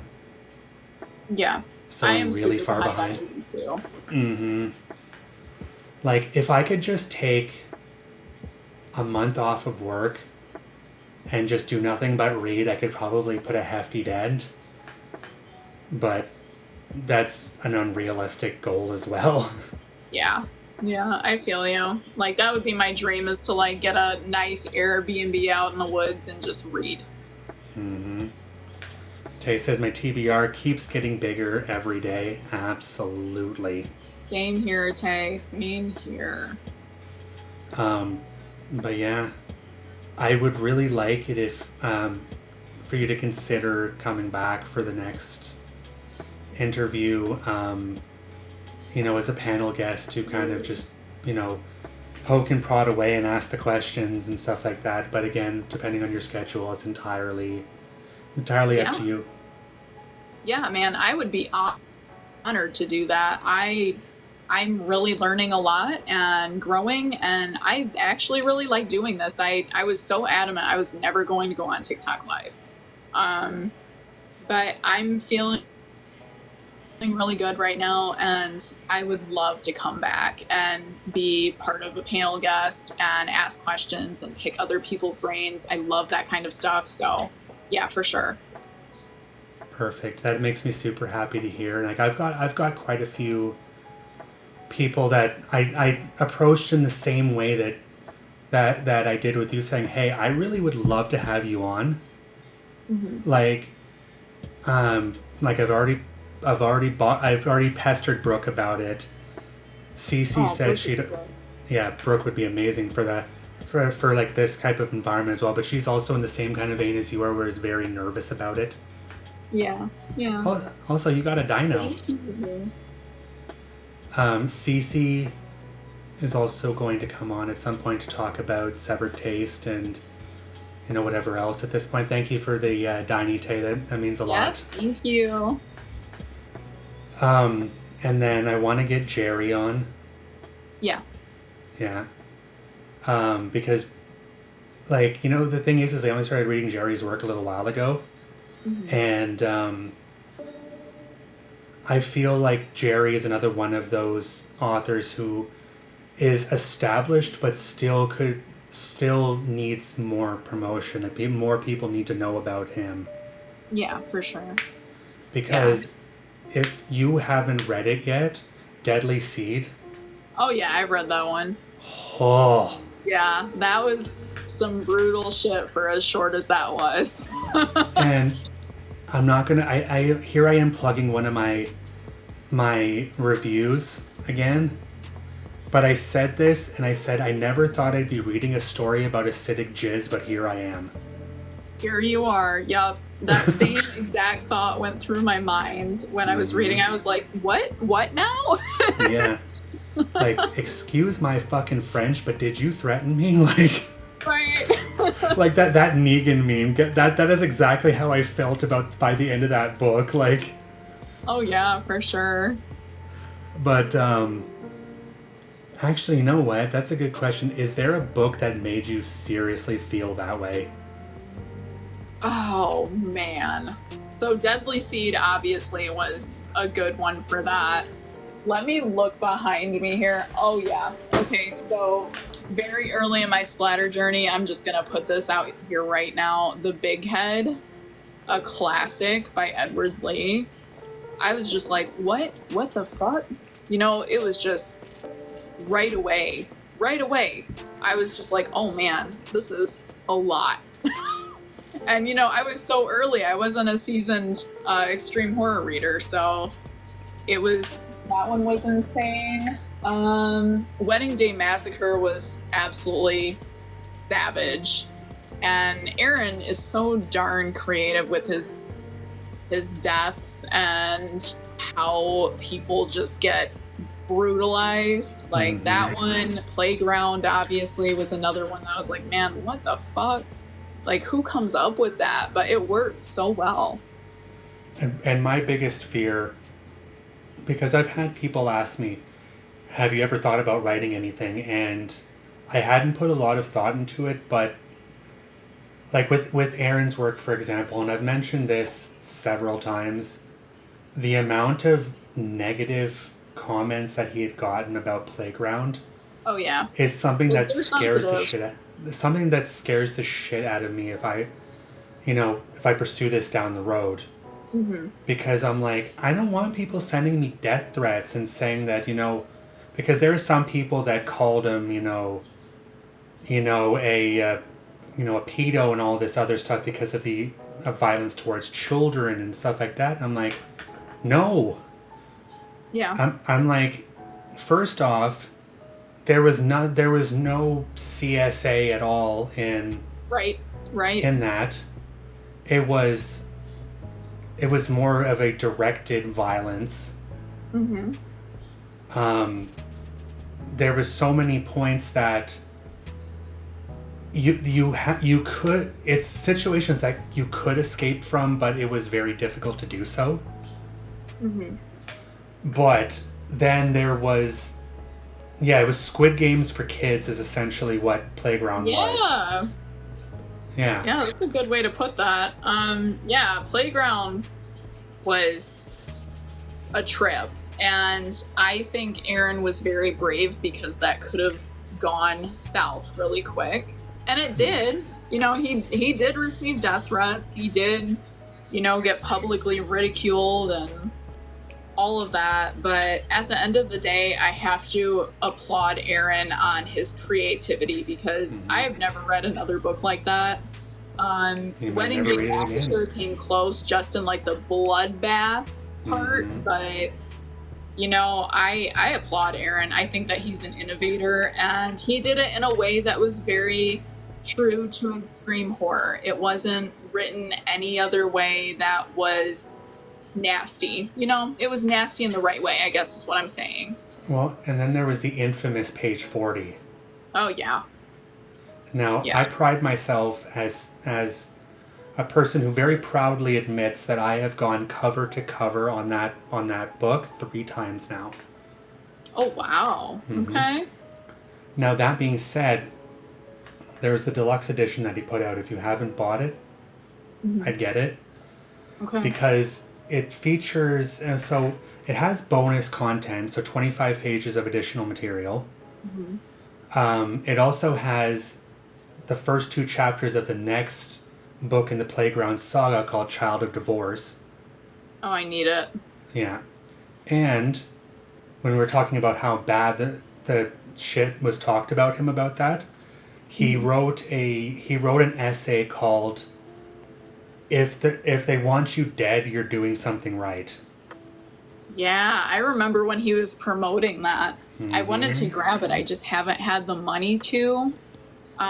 Because that's something that I consider like more of a leisure collectible area, and I try to target my book budget to promote newer authors, especially with all the debuts that have been coming out. So I keep pushing it off. Like, that's just one of those, when I get to it, I get to it. Of course. But again, with Aaron, a lot of stuff disappears, limited edition, so he's almost got me to a point where I'm trying to instantly buy from him just so that I have it on my shelf, because I know there's a chance that it could disappear. And that was, I'm bad for that too, because the FOMO for everything he read, like the last time I had FOMO super badly was for the White Bishop. Ooh, yeah. Now it paid off because the White Bishop is just so good. Like, for a nautical horror, fantastic. Mm-hmm. And the projects that he's doing now, like Jonathan, the one with the video add-ons. Yes. That's wild. And then I've talked a lot about this one. Is the handyman. So he promoted that one a little while ago. That. Yes, and what got me really excited for that and is like a must-buy for me is literally the fact that he said, this book is very much being treated the same way as he did when he was writing Playground. where he finds new and more creative ways to fuck shit, like just literally fuck shit up. Ooh, that's all you gotta say for me. Yeah. I'm sold. There's the chonky cat there doesn't like being picked on, but she is too passive to fight back, so she just screams. Okay. Well, I feel that in my soul. She sounds like, we're probably the same person. Well, But, entity. Yeah. Yeah, no, but man, I'm trying to think of what else to talk about because I don't want to keep you longer than I need to because I know you probably have things to do. I mean, I do have a date with some loaded French fries here soon, but that's okay. Like I'm here for it. Absolutely. Cece says, I want to check out the one he's doing with Shane McKenzie, the one with the move. Yeah, that's Jonathan. I think it's what it's called. Yeah. Yep. Yeah, I'm so excited for that. Like oh man, I forgot what book it was, but I read a foreword in one of the books by Shane McKenzie, and it was awesome. I think it was A Life of Crime, actually. Yeah. And, bad on me, I have not actually read any other Shane McKenzie work, so I need to get on that, but I'm really excited about Jonathan. Oh, and I also realized something when you're talking about Sydney earlier. Did you know this book is edited by Sydney? No way. Yes. All right at the top, edit. Oh my gosh. Wait, what book is that? A body horror anthology. Ooh, okay, I'm gonna have to get that. So it's got Dan Schrader's in it, Keisto Healy, Carrietta, Ruth Anna Evans, Conrad Gardner, Chuck Nasty, and C.A. Bainham, and a whole bunch of other people. Like that's a good lineup. That is a fucking excellent lineup. I love Keisto, and I love Dan. Dan and I are pretty close, and he's doing my cover for Daddy is the Word, and I mean, he's just an excellent creator. Oh, Full Nasty just beat me over the head with a fucking baseball bat, like... Yep. You want to talk about an iconic character, you just can't get better than Satanic Bill. Mm-hmm. Uh-oh, so Cece wasn't here for this inquiry of the novella. Oh, okay. All right. So Daddy is the Word is my newest novella that's coming out probably late August, early September. I'm going through some technical difficulties right now because my laptop crashed, so we're trying to retrieve everything that I have for it. But basically, the premises of it is that there is a father named Brian. He is also a retired ex-cop. And he has his daughter for summers. And he's a divorced dad. So his daughter Skylar comes. She's turning into a young woman before his eyes. It's just one of those things where she hits a growth spurt and he's like, wow, I can't believe this. And she ends up confiding in him about some trauma that she's had. And unfortunately, it was from a predator. And so Brian gets enraged, and one night he's drinking and he's watching To Catch a Predator, and he gets an idea. And that's where I'm going to leave it. It sounds super good. I will say this: if you need any ARC readers, just let me know. Oh yeah, definitely. I'll be shooting you one. Sweet, because Tay says, "Is that your new book?" That is, yes. Yes. Yeah, because I still think it's the biggest honor to kind of get it in on the ground floor for new releases and stuff like that, because that means that, again, you as an author trust me enough to take care of your work, in order to, treat it with the respect that it deserves. Yeah, for sure. No, I totally get that. I'm the same way when I get ARCs. It is such an honor to get an ARC from someone, and it's early and you're just like, oh my gosh, me? You chose me? Mm-hmm. And Cece says, look, so we're just going to have to trade signed copies as new books of ours come out. I got you, Cece. I'm totally down for that. But I will say that talking through your writing process with me and talking with others about their writing process in the past little bit, whether it be in DMs and stuff like that, it makes me want to seriously take a bigger stab at it. Now, again, I don't even know how the hell I'm going to go about stuff like that. Don't think about it. Just do it. Yeah. You know, that's what I do. I'm a pantser, so I just open Word up and go. Like, I have a little bit of an idea and I write things down as I go so I don't lose track of character qualities. But other than that, like, you just dive into it, man. You'll get there. Mm-hmm. And, I mean, Cece knows that conversation as well because her and I have talked at length about that. But yeah, just y'all inspire me to be more than I am. Let me just put it that way. Yeah.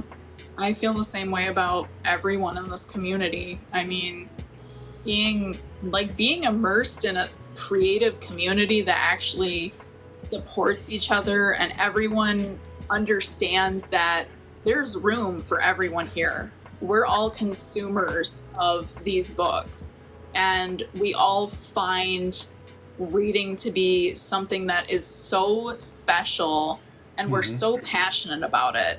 So it's just really nice to be amongst fellow creatives that don't try to compete and knock down. They encourage growth and support.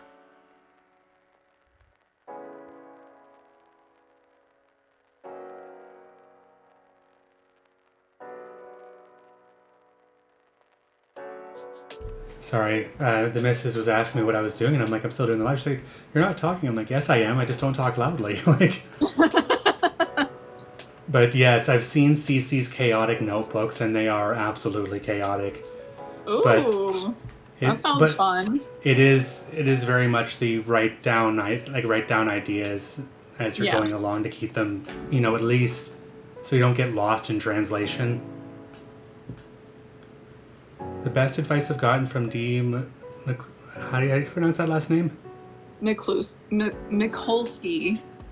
Write what you want to read. Yeah, I agree with that.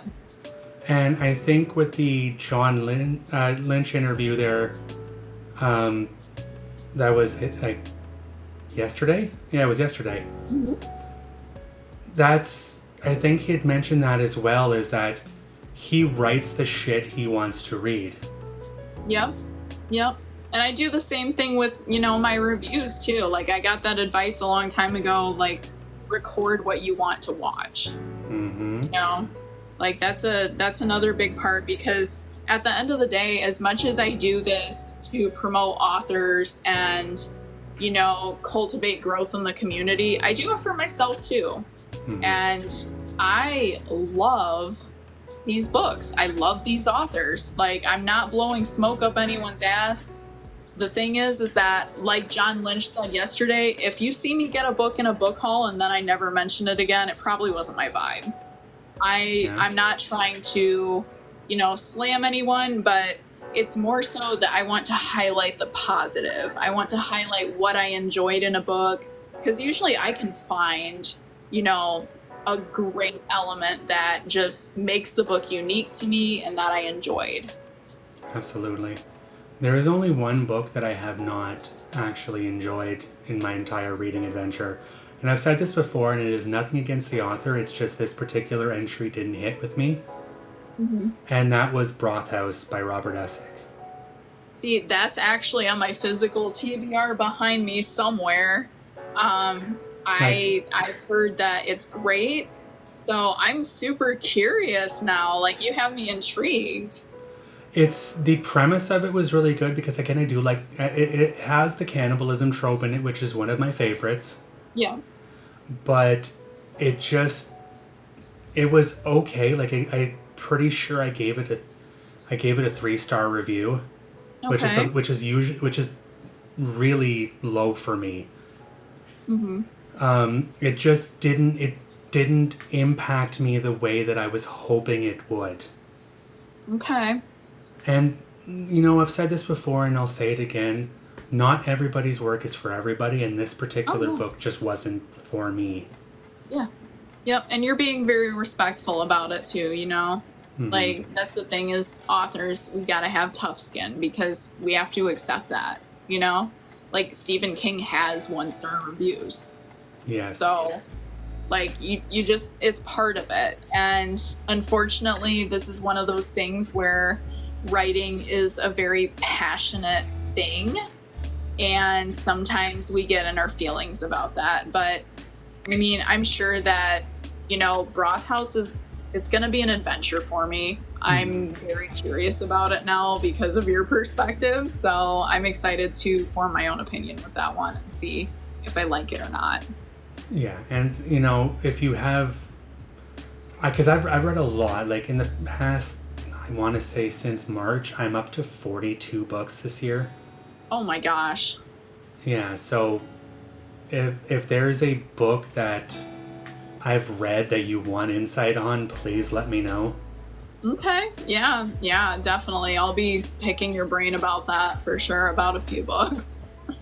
But that being said, I know you said you had a date with some loaded fries, and I think that at this point we've gone for 3 hours and 10 minutes, so... Heck yeah, I'm proud of that. Absolutely. Well, this is turning into like how V and I went about it when V came on the first time, as because I just was testing to see if I had the guest feature, and then V came on, and it just turned into, it was like 4.5 hours later, V and I were still talking.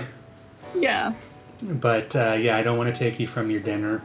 Oh, no, you're fine, but I appreciate it. Thank you so much for having me on. This was really nice. Of course. And we'll talk again. We'll talk again as I have you on Facebook, and we'll talk on Messenger. And then when I get the details hammered out with whoever's coming on next, then I will let you know, because, yeah, if it works for your schedule, then, yeah, having you on to talk about things would be really nice, because then it also takes a bit of the load off of me of having to constantly be thinking of questions as well.